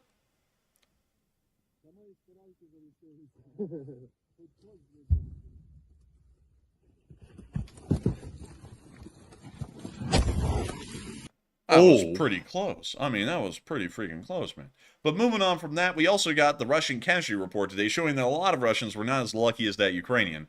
Oh, man. 8 Bobcats, I'm telling you what. The numbers are getting so high, but the troop losses, though, 1,300, that's tremendous as well. These troop losses are getting so high every single day, it's almost hard to believe, but the Russians are losing that bad. It's terrible for them, but great for Ukraine. I'm telling you, I love to see it. We love to see it. It's beautiful to see. At 1,270 Ukrainian soldiers have been, Russian soldiers have been wounded and killed over the past 24 hours, along with 15 armored personnel carriers being destroyed, 44 supply trucks, 10 main battle tanks, 61 artillery pieces, 50 drones, 2 MLRSs, 13 cruise missiles, plus an additional 6 that were not accounted for. Thank you, Ms. Disa, for finding that out. 2 anti-aircraft warfare systems, and 8 special equipment vehicles. Overall, the losses have been juicy. And it looks as though the Russians are not having a fun time in Ukraine anymore. And I don't think they ever really were, but they're certainly not having a fun time now. And also, huge shout out to Miss Disa. The reason why I said 1,270 Ukrainians were lost is because I was still reading her statement and trying to make sure. I was like, okay, what is she correcting? Because Miss Disa is dead on the nail when she makes corrections, so I want to make sure that we factor that in, and then I ended up misspeaking. But still, the Russian losses are incredibly high, and it looks as though that things are going quite well. Moving on up into the Vovchansk front, we did get news today that there was an airstrike that the Ukrainians conducted on Russian forces just across the border, and we can see them bombing them right there. A really nice little clip, and the bombs were accurate.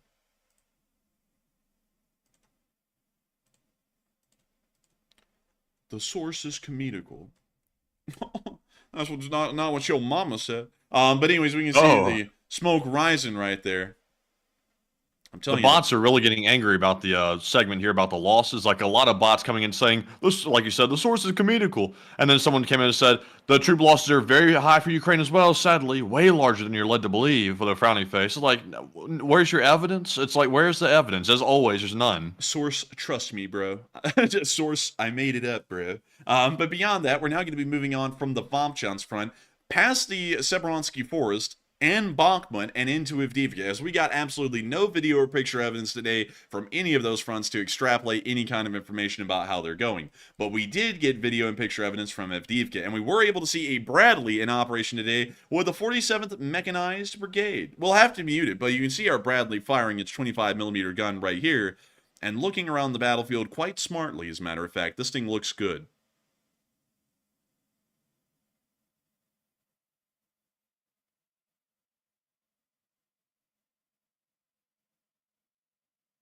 Look at those shells flying off of it. It's like cinematic. Man, it's so beautiful. Look at it. Some good camera work. Man, this is cinematic as hell. And there it goes. Off into the distance. Man, the Ukrainians should say at the end of all these videos, "Michael Bay, please collab." Oh, man. Oh, wait a minute. It looks like it almost got hit by an FPV drone right there. But it missed, just by a little, and the Bradley kept rolling. Like a Chad. Ooh! And Mad Horsey Division back at it again. But anyways, moving on from that little bit of news, and on into our next one. We also got to see a Russian position getting destroyed in the area today as well by the 47th. The Russian position is somewhere in there, but it's about to be gone, so it won't matter exactly where. It's just in there somewhere. And we can see the first hit missed a little. But that Paladin ain't missing, I'm telling you what. Ooh! Oh my goodness! Hit them. The worms! The worms! But we can see them hitting no. it a third time. The worms, they get into our brain, bliat. The Russians said, "We relate to this worms in the brain. We've had this for a long time. He's a new one. He has worm in brain too. Is he one of us?" The worms! The worms! I'll eat 9 Was it more mean worms. worm It's or like, happy worm?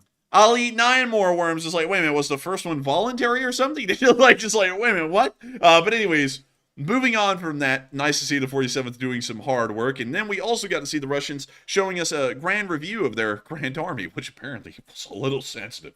Y'all can't watch it. But moving on from that and down to the area of Krasnoyarsk, we did get to see a tank from the 59th firing onto the Russians. All right, dude, they using the rap song we made, man. You remember that one? Oh, yeah. Bro, they using it. Copyright infringement. Call up the legal team. I'm just kidding. It's not our song. But still, we can see them firing at the Russians. Debouche.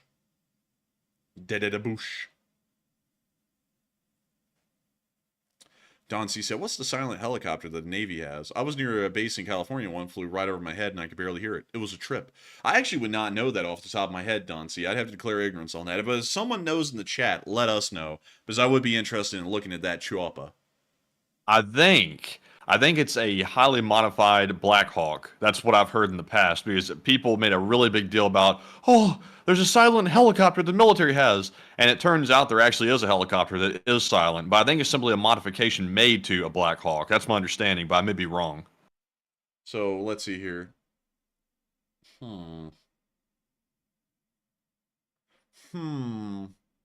Silent helicopter. Well. And it really doesn't make it really totally silent. It kind of just muffles it, really. It really doesn't go completely away. I'm looking. Ew!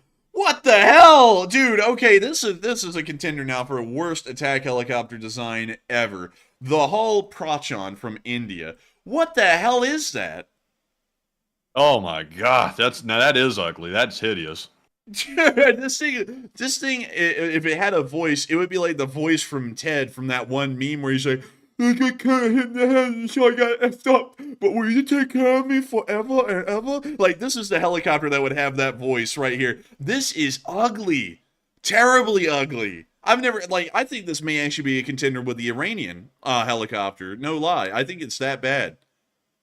I don't know. I think the Iranian one might be the worst in history. I'm not sure if anything can compete with that. The Iranians like pulled off a feat of engineering and made the ugliest one in history, never to be defeated.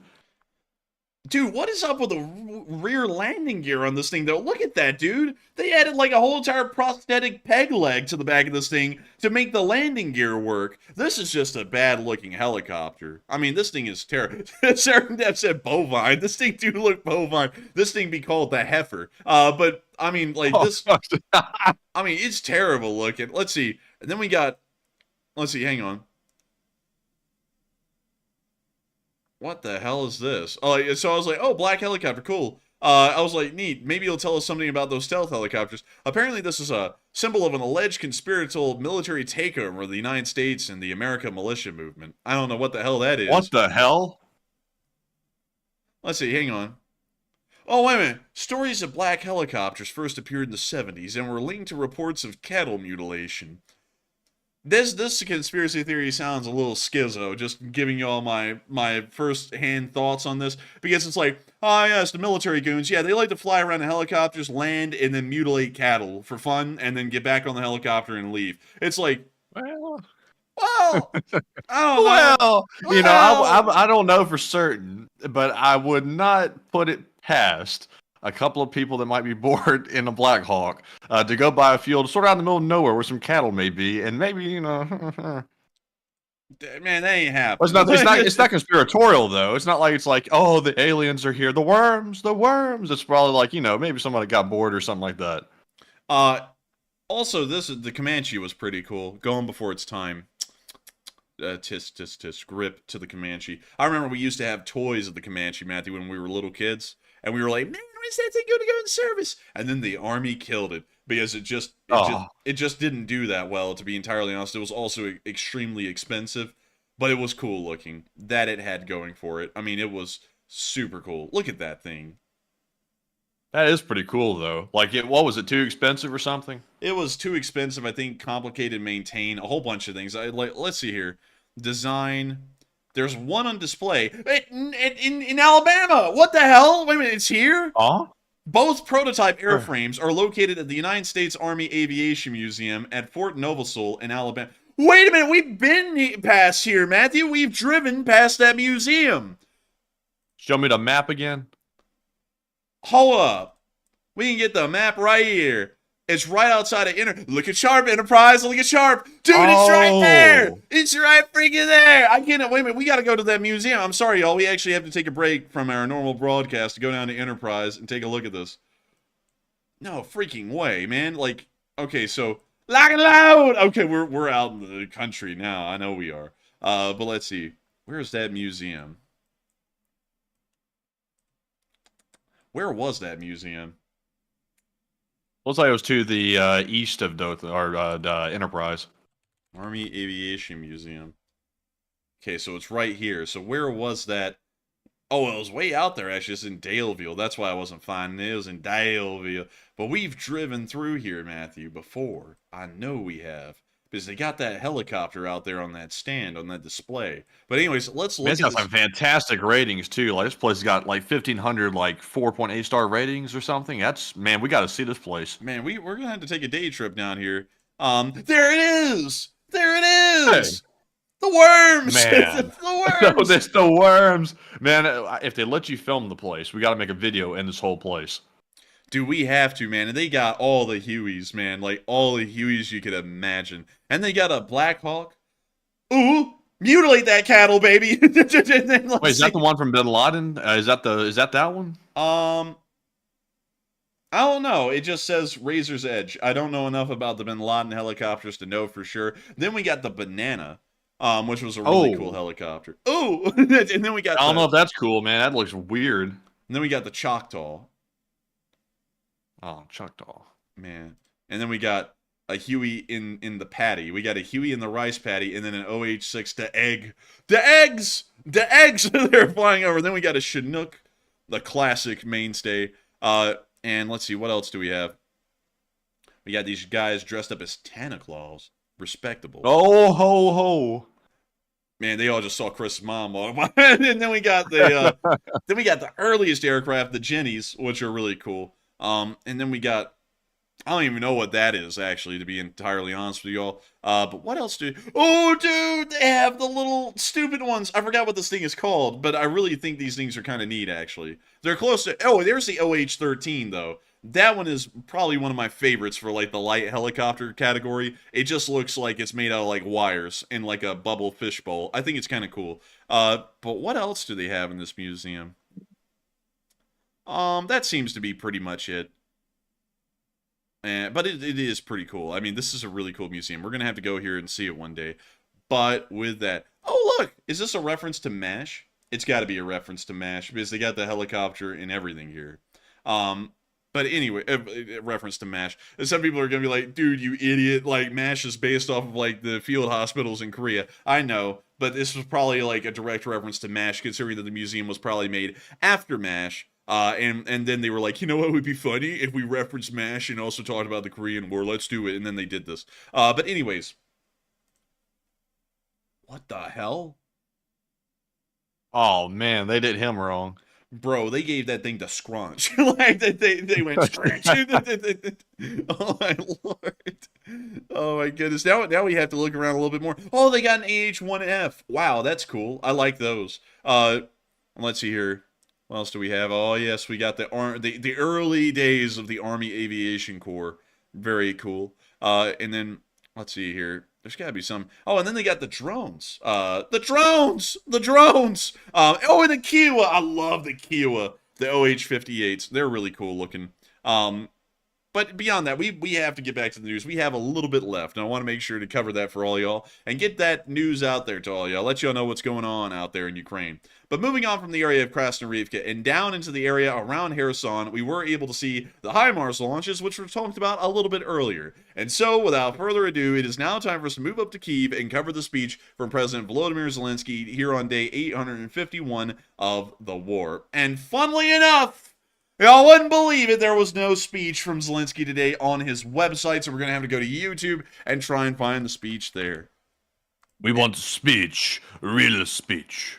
We want speech, real speech. We were talking about this today behind the scenes. I'll just be entirely honest with y'all. The way that Zelenskyy says peace in English, it always sounds like piss. So you have these really funny moments where he's like, we want piss, real piss. Long-lasting piss. And, like, we talked about that today and joked about it a little bit behind the scenes. So that's what Matthew was referencing. In case y'all are wondering, what is he bringing up right there? But anyways, moving on from that, it is time to get to the speech from President Volodymyr Zelenskyy. Dear so, Ukrainians. we actually do have it, dear Ukrainians. And so let me switch out the audio track and put that dang on English. And without further ado, here is the speech. Speech! Дорогі українці, українки, станом на цей час у Харкові вже відновлено постачання електрики. Сьогодні після удару російських бомб частина Харкова залишилась без світла, зупинилось метро і електротранспорт. Усім нашим ремонтним бригадам, кожній, хто був залучений до відновлення енергопостачання, місцевій та обласній владам, я хочу подякувати за реагування швидке, за допомогу людям. На жаль, 12 поранених. На жаль, одна людина сьогодні загинула. Мої співчуття рідним, мої співчуття всім близьким. Кожного дня Харків страждає від цього російського терору. І кожного дня ми повторюємо російську бойову авіацію, яка завдає цих ударів. І не лише по Харкову, по іншим нашим містам, по нашим громадам, по нашим фронтовим позиціям. Російську бойову авіацію треба знищувати там, де вона є. Усіма засобами, які тільки ефективні, бити по російських аеродромах. Також це цілком справедливо. Нам потрібне це спільне рішення з нашими партнерами, безпекове рішення. Нещодавнє погодження ударів по російській території поблизу кордону дозволило знищити частину російського терористичного потенціалу, але тільки частину. Потрібно убезпечити людей і життя повністю.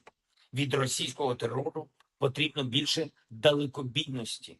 Потрібна відповідна зброя для українців. І ми працюємо над цим з партнерами. Ми робимо все, щоб наблизити рішення. Загалом наступні тижні червня, перші половини липня мають стати для України не менш результативними, ніж травень, ніж перша половина червня. Ми вже отримали рішення щодо нових патріотів для України і готуємо продовження.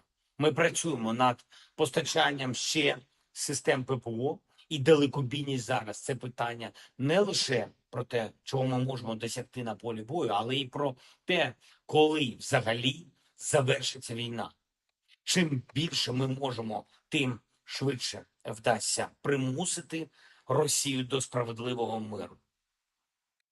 Важливий результат за тиждень приєднання до комюніке саміту миру ще 6 учасників. Це чіткий сигнал, що нам вдалося переконати світ у можливості миру, саме справедливого миру. Буде ще більше підписів під комюніке. Наша команда зараз працює над цим. Також поступово ми готуємо роботу в групах за пунктами формули миру.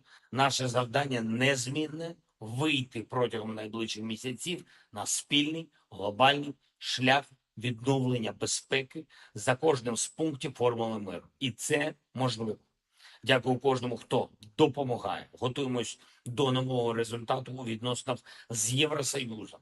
ЄС вже затвердив переговорну рамку для України, і 25 червня ми очікуємо фактичного початку перемовин. Урядова делегація України буде в Брюсселі саме для цього. Реально історичний тиждень. Десятиліття Україна саме до цього йшла. І цей результат – це особистий результат кожного, хто обрав для себе 24 лютого Україну, хто бореться заради нашої держави, хто зміцнює Україну всім, чим необхідно. Ще одне. Хочу сьогодні привітати наших воїнів із Центру спеціальних операцій А, СБУ. Сьогодні їх день. 30 років центру. Це дійсно героїчні хлопці, без яких не обходиться жоден гарячий напрямок. Я пишаюся вами, хлопці. Я підписав кілька указів щодо присвоєння звань, відзначення воїнів ЦСО А, СБУ державними нагородами. Це найменше, що держава може зробити, щоб подякувати вам. Вітаю ще раз із вашим днем. І також сьогодні в Україні відзначається День державної служби. Я вітаю усіх тих, хто дійсно працює на державу, на людей, хто дійсно на 100% викладається заради України, заради того, щоб наша держава вистояла у цій війні і перемогла. Це важливо. Обов'язково маємо перемогти російське зло. Слава усім, хто з Україною. Слава Україні! And Rom Slava. And with that, that is the end of the... From Slava. There he is. Hey! And with that, that is the end of the speech for President Volodymyr Zelenskyy. And that moves us on into this question segment.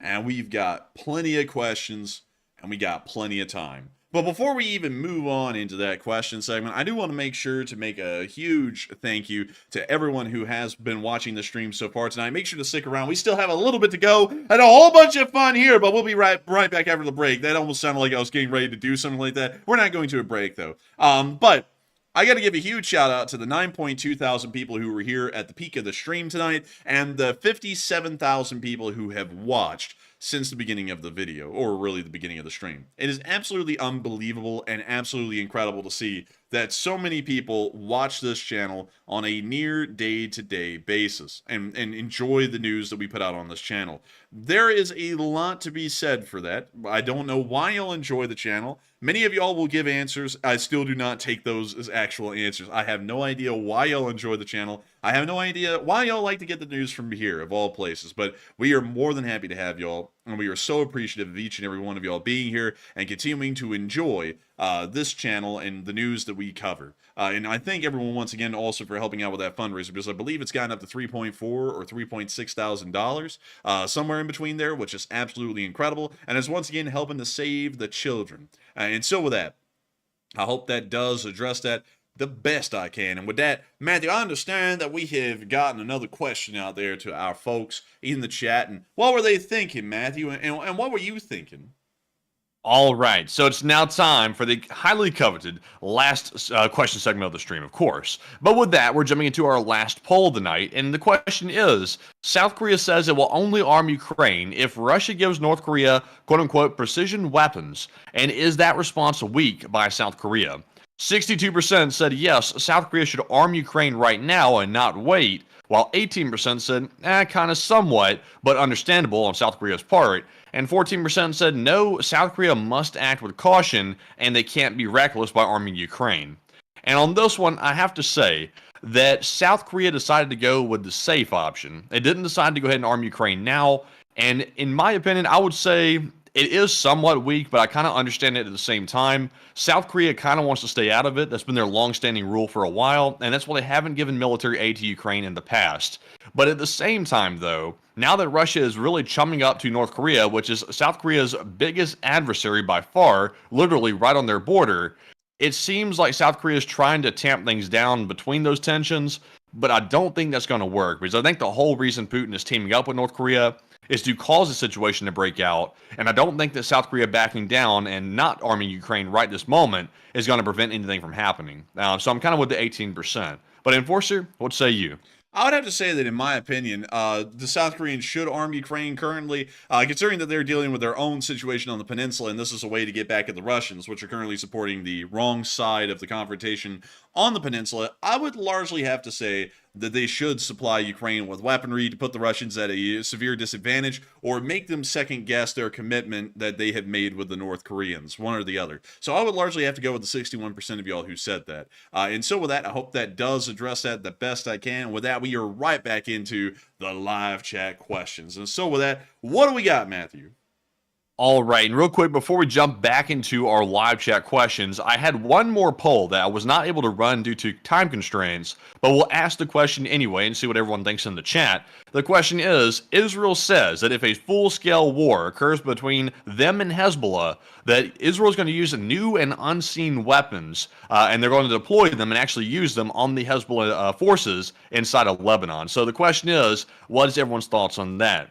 And basically, it comes down to one simple question. Is Israel referring to nuclear weapons when they say this? I'm not really sure what Israel's referring to. It was kind of ominous, so I'm assuming it's probably nuclear, or it's biological, or maybe chemical. But it has some people in the West very concerned as to what Israel's going to use. And I will say that I can't find the exact tweet right now, but the statement by Israel that they'll use these new and unseen weapons was made in the context of stopping an incoming massive barrage of missiles from Hezbollah forces in Lebanon. So, not really sure what that means, but we'll just have to wait and see. But Enforcer, what say you? It probably means that the Iron Beam will be used for one of the first times in actual service, because while we heard that they were rushing the Iron Beam into service, we never got any proof or statements from the Israeli Defense Forces confirming that they had ever used the Iron Beam. So I'm having a feeling it probably is something along the lines of a new air defense system like the Iron Beam that will be used, that will be the brand new weapon.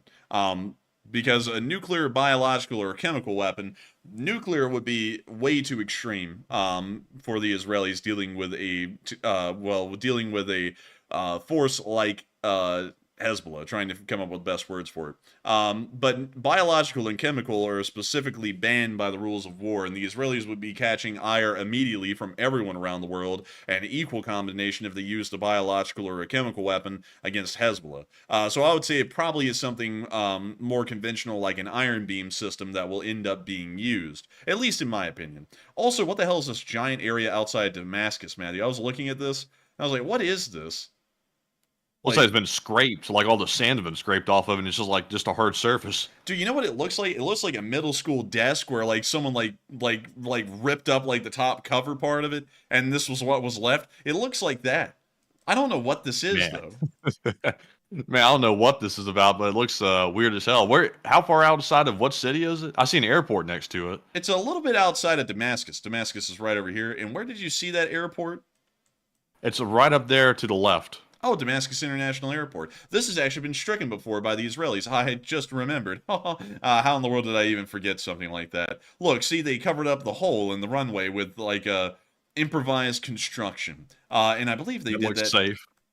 Of course it's safe, Matthew. Look, see? They filled it up with crap. It's gotta be safe. And it also appears that this entire end of the runway is covered with piano wire and landmines. So I'm having a feeling that it's very safe landing in that specific area of the runway.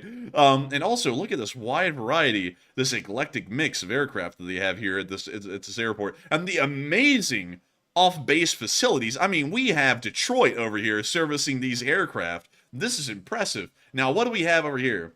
Ah, yes, the old Soviet junkyard for the aircraft that just ended up not being used anymore. And then we have a few terminals in varying states of use and fire damage. But hey, I mean, at least they have an airport. Some countries cannot say that.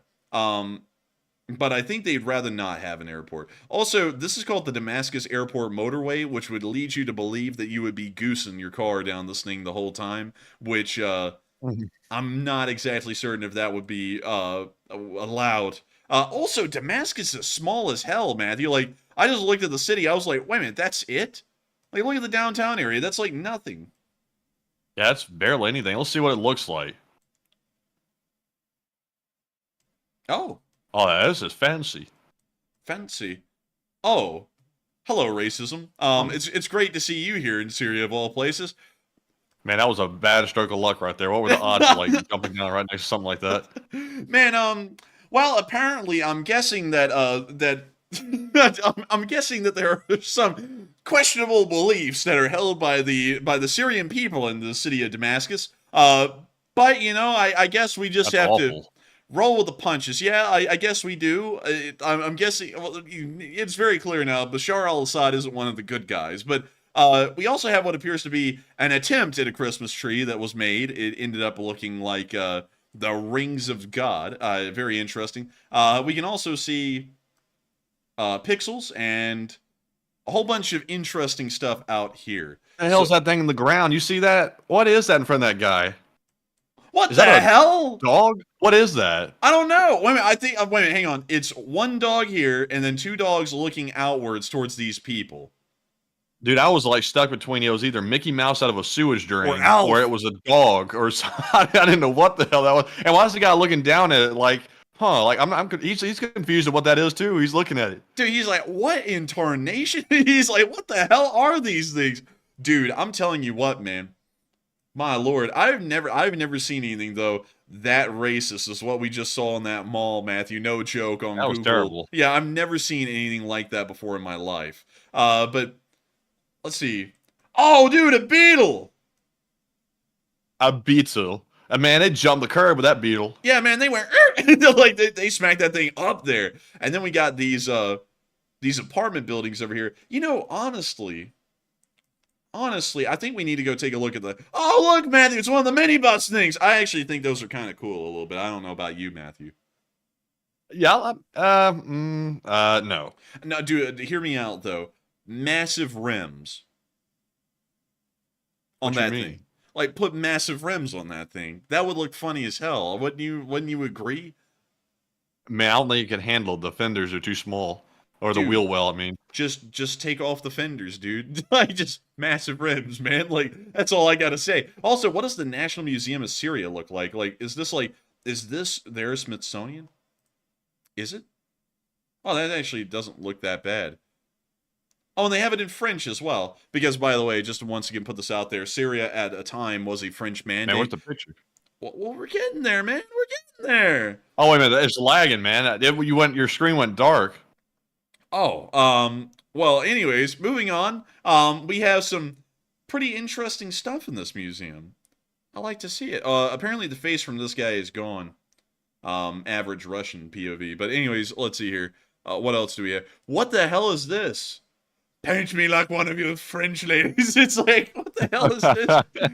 I don't know what the point of this one was, but all right. Let's see, what else do we have here in the National Museum of Syria?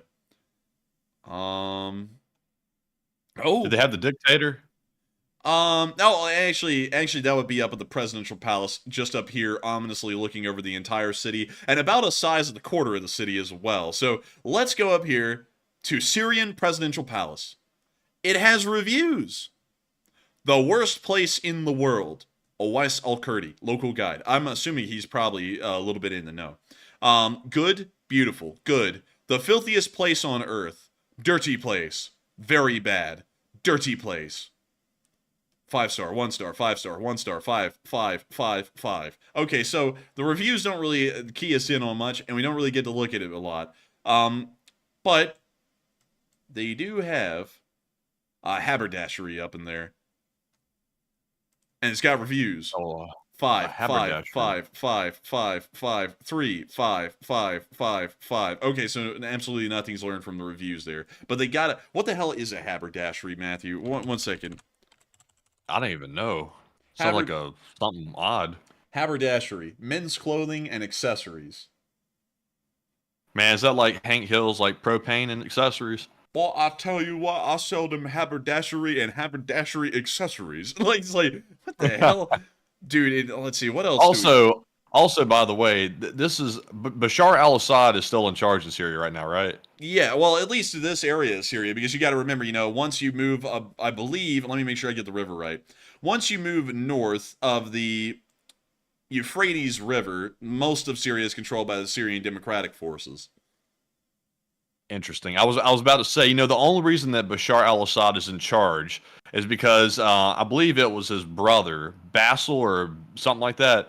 He had gotten killed in a car accident. He was driving his BMW like a clown up on some mountains or something like that, and he had gotten killed. Rather than that, Bashar al-Assad would not be in charge right now if it had been for his dumb brother driving like a clown. But now we have this butcher who's currently in there right now, and he's not much better than his brother, really. I would say he's actually worse than his brother, to be entirely honest, because at least under his brother, full civil war didn't break out because of how badly the people were being treated. Like, they were not treated extremely well when you ran into them, but it wasn't so bad that it ended up creating a civil war, But then again, the Arab Spring kind of did that for everyone, so I guess it was something that was unavoidable by that point. But I want to look around more of the city of Damascus. How come Bald and Bankrupt, man, they didn't show that thing we saw in that mall? Like how come he didn't show stuff like that? Because that would probably give a lot of people a different view of what Syria is nowadays. Because a lot of people look at the Syrians, I'll be entirely honest, and because you can't look at that and go, oh, that's the government. No, that was in a mall in a private store. That was something that was put there deliberately by just a normal Syrian, and it's apparently accepted enough that kind of stuff flies in Syria. A lot of people would go, oh, those poor Syrians, it's terrible what's happening in the Syrian civil war, and even the people living under the Assad regime. And then they do stuff like that where you go, well, I don't know. I mean, it's like, are these people like really nice people or what? I don't know. Going off of that, you can put that into question. But let's see what we got down here. Oh, we got a wall. And what is it? Cooperation program. Okay, cool. So we got a... And why does that look like a board like you'd order at McDonald's or something like that at the drive-thru? It looks like a menu board. Dude, why does this look like it's about to say, warning, you are now leaving the demilitarized zone? Like, it's something like that. It looks like it's about to say that as well. It's like, I don't know. But let's see. The new Croissant Mall.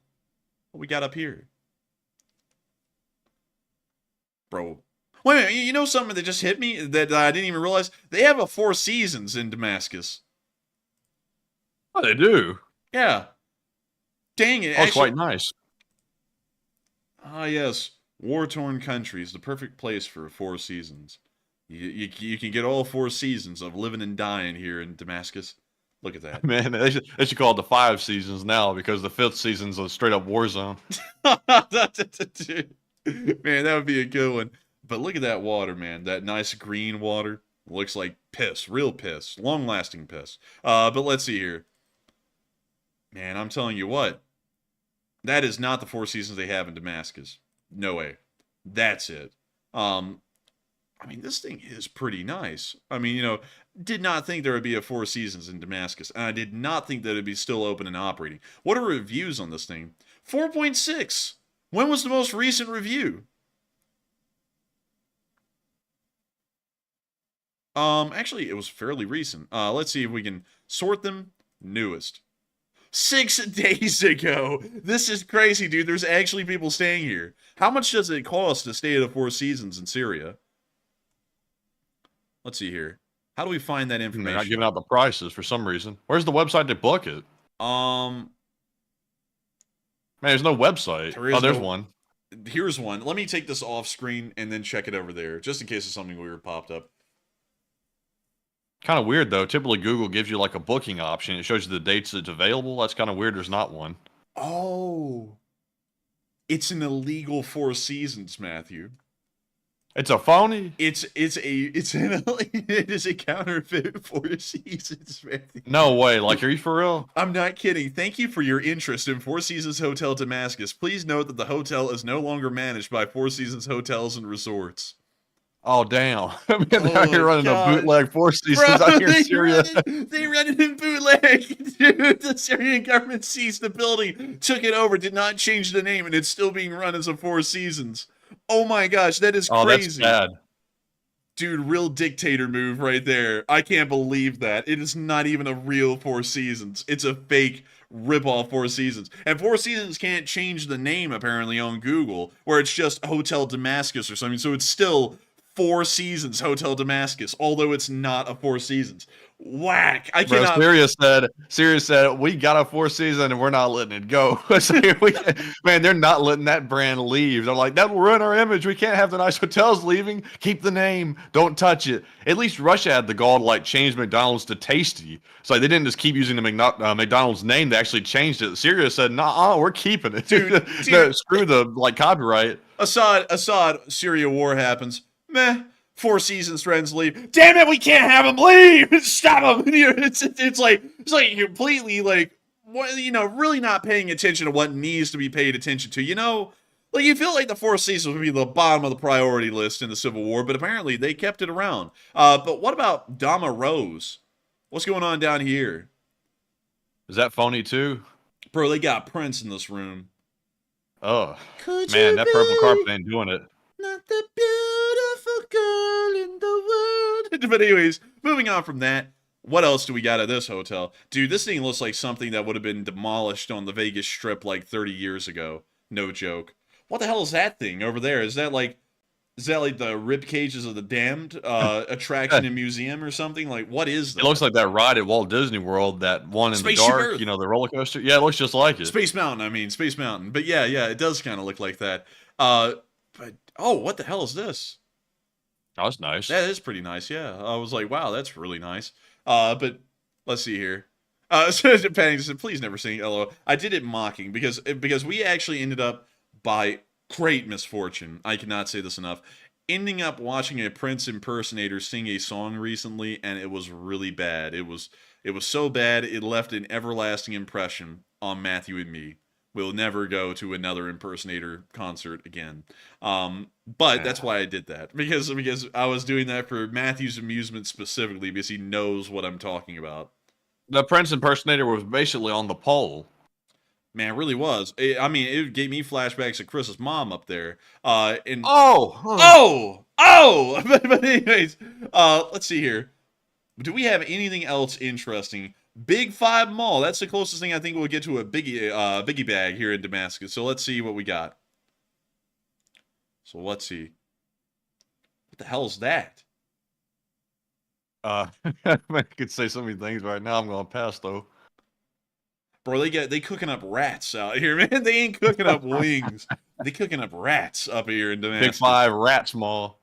Bro, and then you got the pizza. What are our toppings? You got corn. Have fun shitting. Cheese pizza. And then this cured meat of some sort. And then we got cluster bombs. We got chocolate-covered cluster bombs on top of your dessert. This thing doesn't look that good, I'm not going to lie. And then we got fruit. Just fruit. And what do we have here? Okay, so that's the mall, apparently. Oh, dude! Okay, that actually does look pretty good. The kebab. Yeah, well, the doner. Oh, the meat tower. Yeah, the doner thing. The doner kebab stuff. That looks pretty good. If I wanted some... That looks too much oil right there. That's like oil with a side of PETA. That's to PETA, the animal organization, instead of like the bread. Yeah, it's oil with a side of PETA. Don't hurt those animals. Don't hurt them. Don't eat the cow. Don't eat it. Oh my god, that dog has been left alone on its porch. Quick, euthanize it. But anyways, moving on from that. Oh man. What the hell is that, dude? This is like a mix of meat and bread put together with that color. That color is unappealing. Ew. Man, we're gonna pretend like that bun ain't old as hell. It looks wrong. Bro, that bun existed before the Arab Spring happened. Like that bun has been in that restaurant for 20 years before it was used. Then we got this, and we got this weirdly yellow ice cream on top of Ooh. Whatever that junk is next to it, though, that like spongy looking stuff, that looks actually like busting right there. I don't know what that is. It looks good. it's a marshmallow too. Man, let me have some of that. Bro, what is this sweetbread, bro? This tastes delicious. That was one of those moments for real, though. Man, Oh my god, what the hell? oh, Man, that's nasty. That's like the nasty patty that they had on the Krabby Yeah, Patties, bro, like really? on SpongeBob. dude, it really is. Oh my lord. I don't know what that is. What the? Dude, they put human teeth in a rotting carcass and called Oh, it no, that's nasty. Oh, that's Oh nasty. I my can't even imagine that. Oh, God. Ew, yuck. Ew. Oh my lord. Oh, that actually looks good. I'm not gonna lie, that actually looks good. Dude, some of this food is so bad, I'm just having to pass over it and not even make comment. Just move on to the more interesting ones. We hate America, but we got cheese strings, onion rings, chicken nuggets, and French fries. Eat your hearts out. And then Barbecue sauce, honey mustard, and a yellow substance. Is that pulled pork? I don't think that's like a Syrian version of pulled pork, but it kind of looks like it. And then they have... Is that even allowed in that country? Dude, that's actually a great question, though. Like, That's not allowed, I don't think. Yeah, that's not halal, is it? Well, dude, maybe it's steak. But that doesn't look like steak, though, does it? It looks like pork. That looks like pork, man. It's just like really dry pork, like it's not been shredded very good, but it looks like pork. Wait a minute, can our non-halal foods... Let's see, halal foods legal in Syria. Let's see. So apparently in Syria, you actually can eat non-halal food. They don't have a law forbidding it. So you actually can eat pulled pork in Syria. But you cannot do that in places like Saudi Arabia. Saudi Arabia, I believe, makes that completely illegal. Yeah, I think most of the Middle East, you can't touch any type of pork, like pretty much anywhere. I think most places the government regulates it. Like it's not just a religious thing. It's like the government says you can't have it. Yeah, I think so. But apparently Syria is one of the few where that isn't the case. Bro, I like this. Have fun eating your weirdly covered pastries with some kind of an odd sauce on top of it. And here have 1/2 of 1 carrot sliced up into quarters. Like Wait, they got the 7-Up from like 1980, man. Like the old logo one in the background. Dude, that is old as hell. That is insanely old, dude. Makes me question where they're getting this. What is that? Dude, that's just hair. That actually looks kind of good for some reason. It doesn't look good to me, dude. That makes me think of like a tribble or something. It's like, I wouldn't eat that. Like, that thing looks like a tribble. But then we got these. These actually kind of look good to me. I would eat them. And they also got okra. Huh. That's cool. I like okra. And then, yeah, I don't know what that is or what that's supposed to be. And then we got this kid getting jiggy with it. I respect you, kid. Bust it down. And then we got balls. Man, why's he holding it and cupping it like that, though? Like, man, that's a sus way to hold that meatball right there. The way he's holding it, he's about to say, "Call for me, please." Like, it's like, hey, wait a minute, man. It's like, you're not supposed to be handling these. And then we got the bowl of emulsion here. Like, we just got the bowl of emulsion up in this hole. Hammered out manually with a hammer way back in the day. Dude, this bowl was made during the times of Jesus. Why a blacksmith? He was sitting there pounding away at this thing, making this bowl. But what else do we have? We got Spam, rice, corn, and barbecue sauce all in one dish. I respect Man, I don't know about that. Looks like some of Hormel, like, yeah, it looks like the Spam straight out of the can right there with that. Fun. He's really focused. He's really having fun. And what else do we have? One more picture. We got that kid getting jiggy with it again, but I'm not going to show that kid. But let's see here. got one more thing we can look at. We got to make it count, folks. We got to make it count. Is that a whole chicken? That's just a whole ass chicken. They just cooked up the tiny chicken, threw it right on the plate. Didn't even. Oh, really... that looks good though. It does look good, but it is a little weird. You'll have to admit, like just to put the whole chicken rotisserie pretty much onto the plate. Man, I'll take it. Now, I'm telling you what, man, it's not that bad looking, but I don't know, man. We could never go to Syria though with what's in that mall up here. No, we could never go. But with that, I hope we were able to address that at least fairly well with the whole Syrian thing. That was fairly interesting, I'm not going to lie. But with that, it is time for us to move on to the next one. All right, so before we move on to our next one here, also, by the way, folks, the news is over. The news is over for tonight. We're in our question segment now, so we're taking questions from the audience. I see some people going berserk, but the news is over. All that's been covered for the night. But anyways, we have a couple of top donors to call off since the last time, and we have a 100 from Andy L, as well as a 50 from Not Enough Toys. I'm sorry to hear that. And also a 50 from Skip Tracer 007 and a 40 from Vic Fazio. Huge shout out to all of you for that because we're now up to 3,700 even. My OCD is very happy to see that. 3,700 even. Perfect zeros and dots. I love to see it. But huge shout out to all four of you and everyone else as well. And Enforcer, what say you? And I would have to say a huge thank y'all. The big shout out to all of y'all who supported the fundraiser. $3,700 raised. That's a good fundraiser in my books. And I got to thank you once again to all of y'all for making that possible and getting it to a nice, well-rounded number. And so with that, I hope that does address that incredibly well. And with that, we are on to the next one. All right, and our next one here is going to go to Mr. C, who says, thoughts on that Chinese rocket crash? I saw that. I saw the footage from it. Their rocket returned back down and went into a neighborhood of all places. They didn't do any good calculations on how that thing was going to land or any of the, I think it was a booster actually or something like that. But it landed right on the peoples. Very bad to see and a big failure. Pretty on par for China's space program, or at least some ways. But Enforcer, what say you? I have to say, it's not the first time the Chinese have done something like that. They've killed a lot of people with their space program, no joke. Like the rockets will fail. They never really cordon off the launch sites or anywhere around it too well or really plan out the flight path. So usually they end up running the rocket straight into a neighborhood and killing everyone. One time they actually blew up and killed like a whole small town. And then it was such an embarrassment. They literally wiped the town off the map. Like, no kidding. They actually just removed it from the map and then completely cleared out the place, rebuilt it, and brought new people in to live there. So that way they pretended like it was a new town that was just founded for the space program. I'm not joking. They did that one time, and we believe that they killed hundreds of people doing that, but that was way back in the 90s. But anyways, I would say it's a clown show a little bit. Now, I will not underestimate the Chinese space program, however, because it is somewhat competent. It is getting on kind of up towards a bit of a NASA level, but still not really there yet, because they don't really have all the safety standards that the United States has with NASA or Europe has with the European Space Agency. But with that, I hope that does. I think it is pretty much the safety aspect of it that's not right, because they have gotten a pretty good number of advanced satellites into orbit, which the U.S. is even sort of baffled about themselves about the technology on some of these satellites with the way they communicate with one another.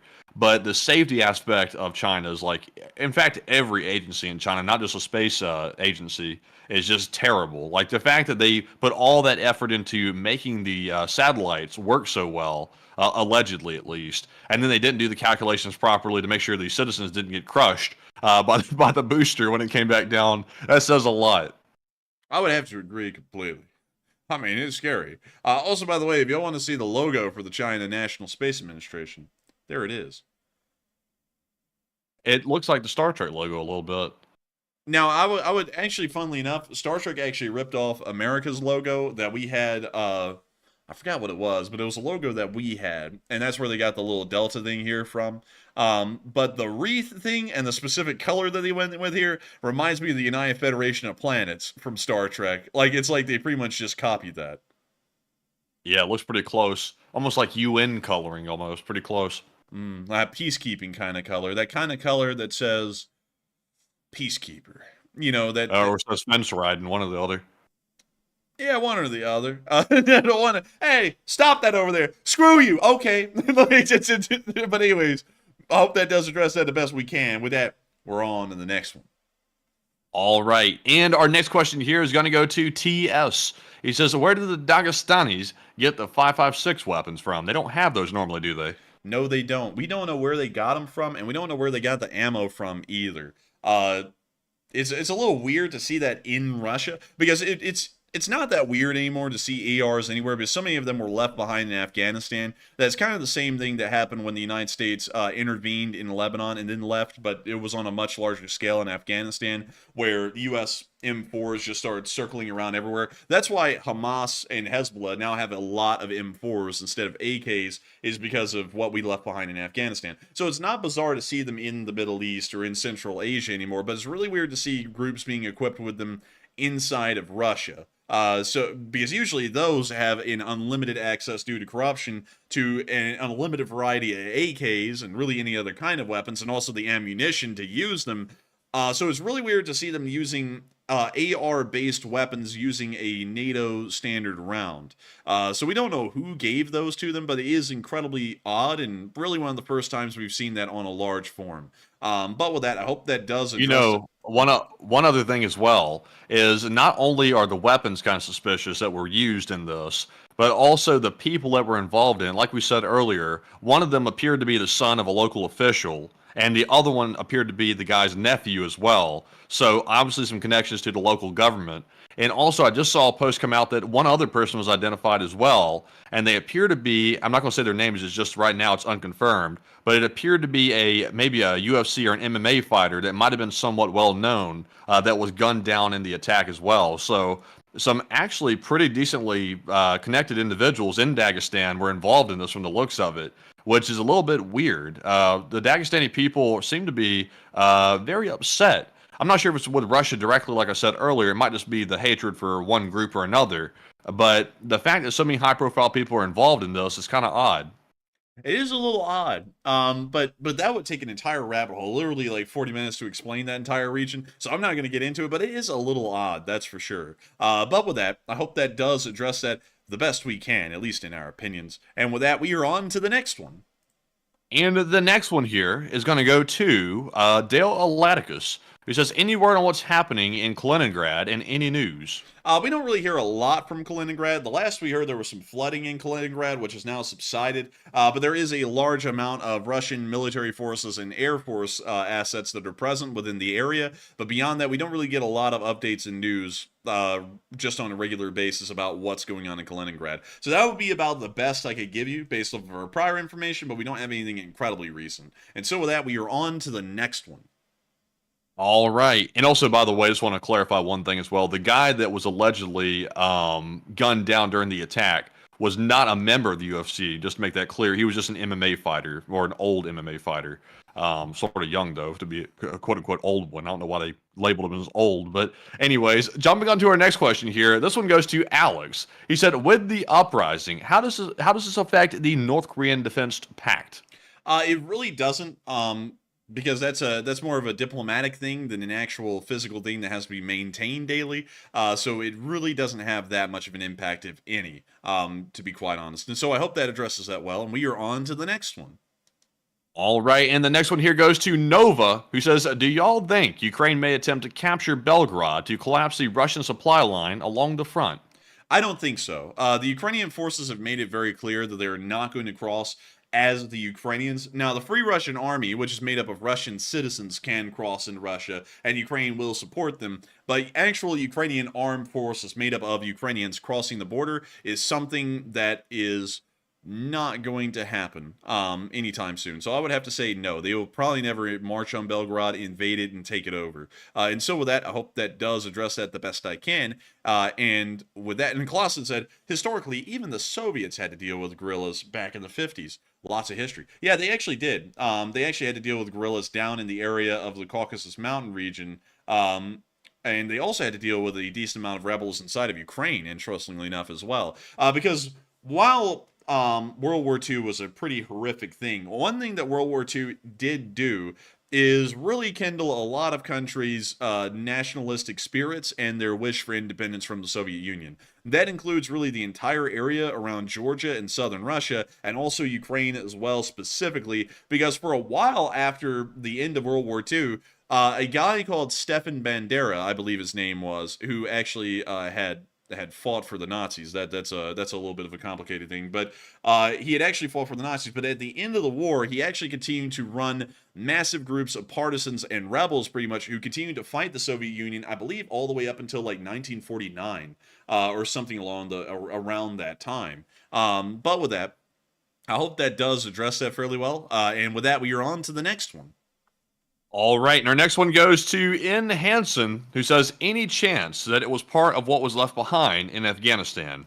I think they're referring to the guns that the Dagestanis got their hands on. It's possible that they were, but to be quite honest, the way the ARs looked, and let me go back to that picture of that guy who was in the city. Let's see here.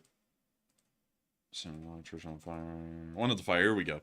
So the design of this AR does not appear to be that of the ones that were left behind in Afghanistan, because the ones that were left behind in Afghanistan were mostly M4A1s. And let me see if I can show y'all that rifle.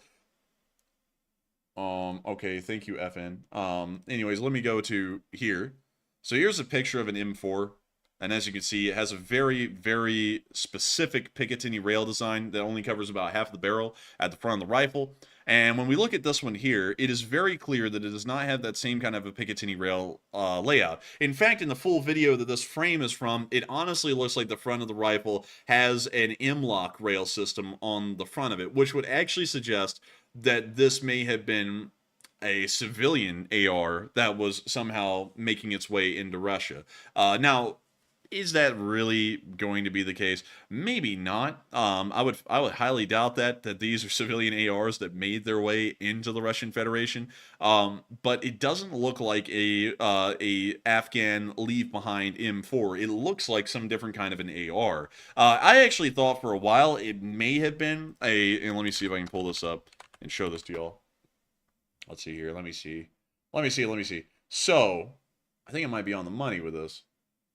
It looks a little bit, just a little bit, like a UAR-15, which is a Ukrainian-made AR, because if you notice, I believe that it has something very similar to an M-lock rail layout on the front, Matthew. I think you'll know the name of that a little bit better than I will. Let's see. You're asking what the rail system is? Yeah, on this AR. I think that's that. I don't know the exact name of it. It's like key lock or something like that. It's like that weird like key design. I don't think that's M-lock, because M-lock has like little sections, like hexagonal sections. That is something else, but I don't know the exact name of it. Me either, sadly, but it looks kind of like that a little bit. You know, if you look at it right there, like it has the same kind of general shape to the rail, although we don't really get a lot of high detail in this picture. So it may be that I'm not gonna lie, it kind of looks like, you know, that plastic like cover that's on your gun, the front of it. You know, it's like a plastic handguard up there, just like a solid piece of plastic. You know what I mean? You talking about on the M16? Yeah, it kind of looks like that. Really, it really doesn't look like it has any attachment points on it. Nah, it wouldn't be that, because that one tapers. It's incredibly wide at at base near to the receiver, and then it tapers off. This is the same size all the way through, so it looks a lot like a UAR-15 rail, at least to me. That's what I'm thinking. And also, that's called key mod, by the way. Thanks to Paddington. I'd heard a key mod somewhere. I thought it was called key lock, so key mod's the actual word for it. Well, thank you for sharing that with us and letting us know. That was good info right there. But with that, I hope that does address that at least the best I can. But I don't think these came from Afghanistan. I think they came from another source, in my opinion. Although I'm working off of very little to be able to say something like that, so it's really an opinion-based kind of an answer there. But with that, we are on to the third to last question of the night. All right, and this one is going to go to Sarah Rose, who says, did you hear that Kaliningrad is also trying to leave Russia, and Poland is now calling them by their ancestral name? Wait, reread that one again?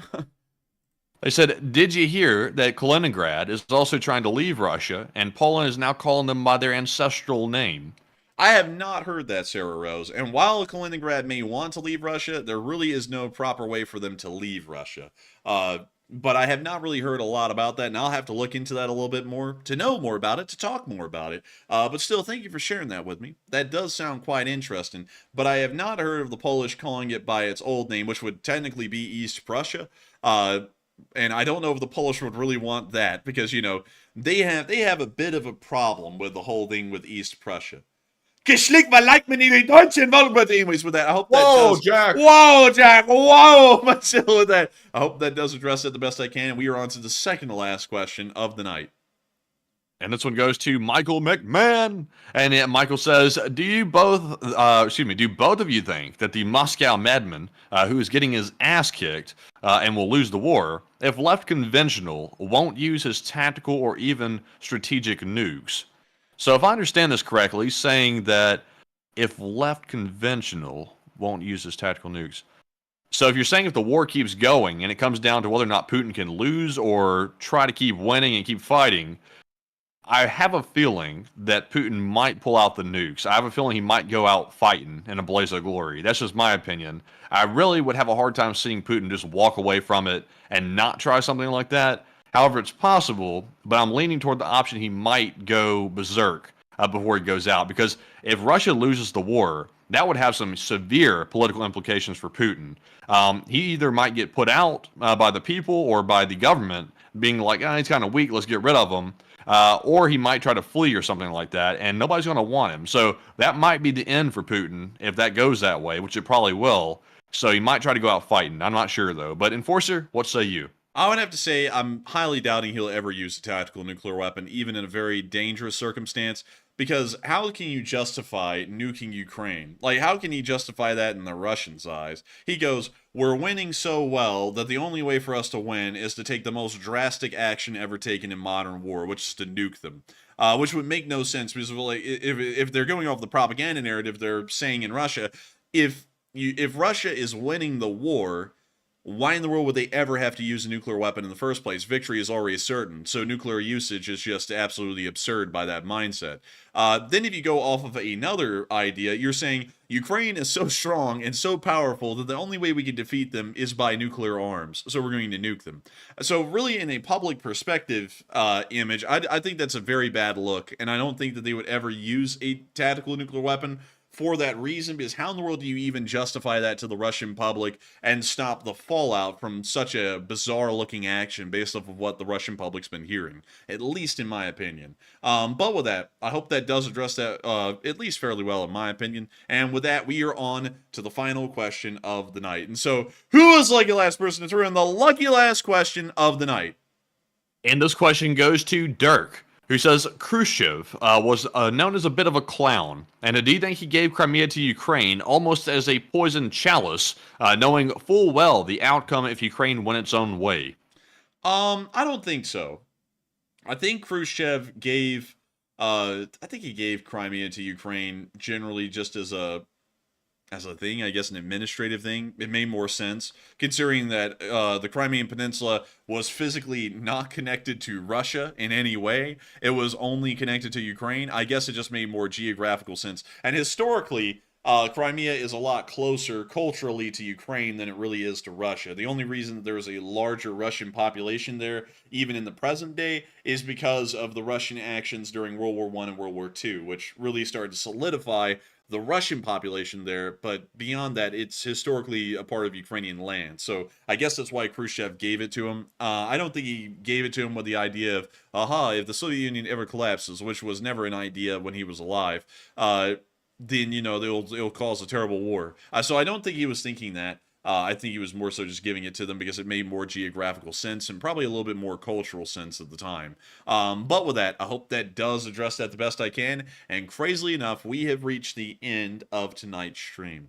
I've got to say that it was an absolutely incredible stream, an amazing fundraiser. And not only that, an amazing amount of y'all were here tonight. 67.1 thousand people have watched this stream at this point, 2.5 hours in before it's ended. I've got to say that we are massively appreciative of each and every one of y'all watching this channel and really getting something out of it, hopefully. If y'all did, make sure to subscribe. Crazily enough, not only did we surpass 229,000 subscribers tonight, we have gotten all the way up to 229,183 subscribers, which is a lot, actually, insane, because we have gotten an additional 200 subscribers while we've been live, really, for about the past hour. We still are greatly appreciative for everyone joining the Leaf Spring Army, becoming a subscriber of this channel. And if you're new to the channel and you do want to stick around, make sure to hit that subscribe button and make sure to hit the like button on this stream. And make sure to do anything and everything you can to toot the whistle of this channel, because it's not just the whistle of the enforcers, it's the whistle of y'all, the channel that all of us pretty much live, breathe, and eat through at this point. But still, it was an absolute honor getting to run this fundraiser and help raise $3.7 thousand for Save the Children. And of course, I will see you all on Tuesday at 10 p.m. Eastern Time to cover the next 48 hours of the news of the war in Ukraine. And so with that, good night, good luck, take care, stay safe, Slava Ukraini, and long live the Leaf Spring Army. The Leaf Spring Army will never die. And with that, good night, folks, and thank you all once again for another great fundraiser and stream as well. And most likely, I'll see you all midday tomorrow for the Short War Summary, if there's enough news to cover. And also, we'll see you all once again on Tuesday at 10 p.m. Eastern for the next nightly war news stream. But with that, Slav Ukraine, Herom Slava. Once again, huge shout out to everyone for the excellent fundraiser for Save the Children and the generosity once again tonight. And with that, good night.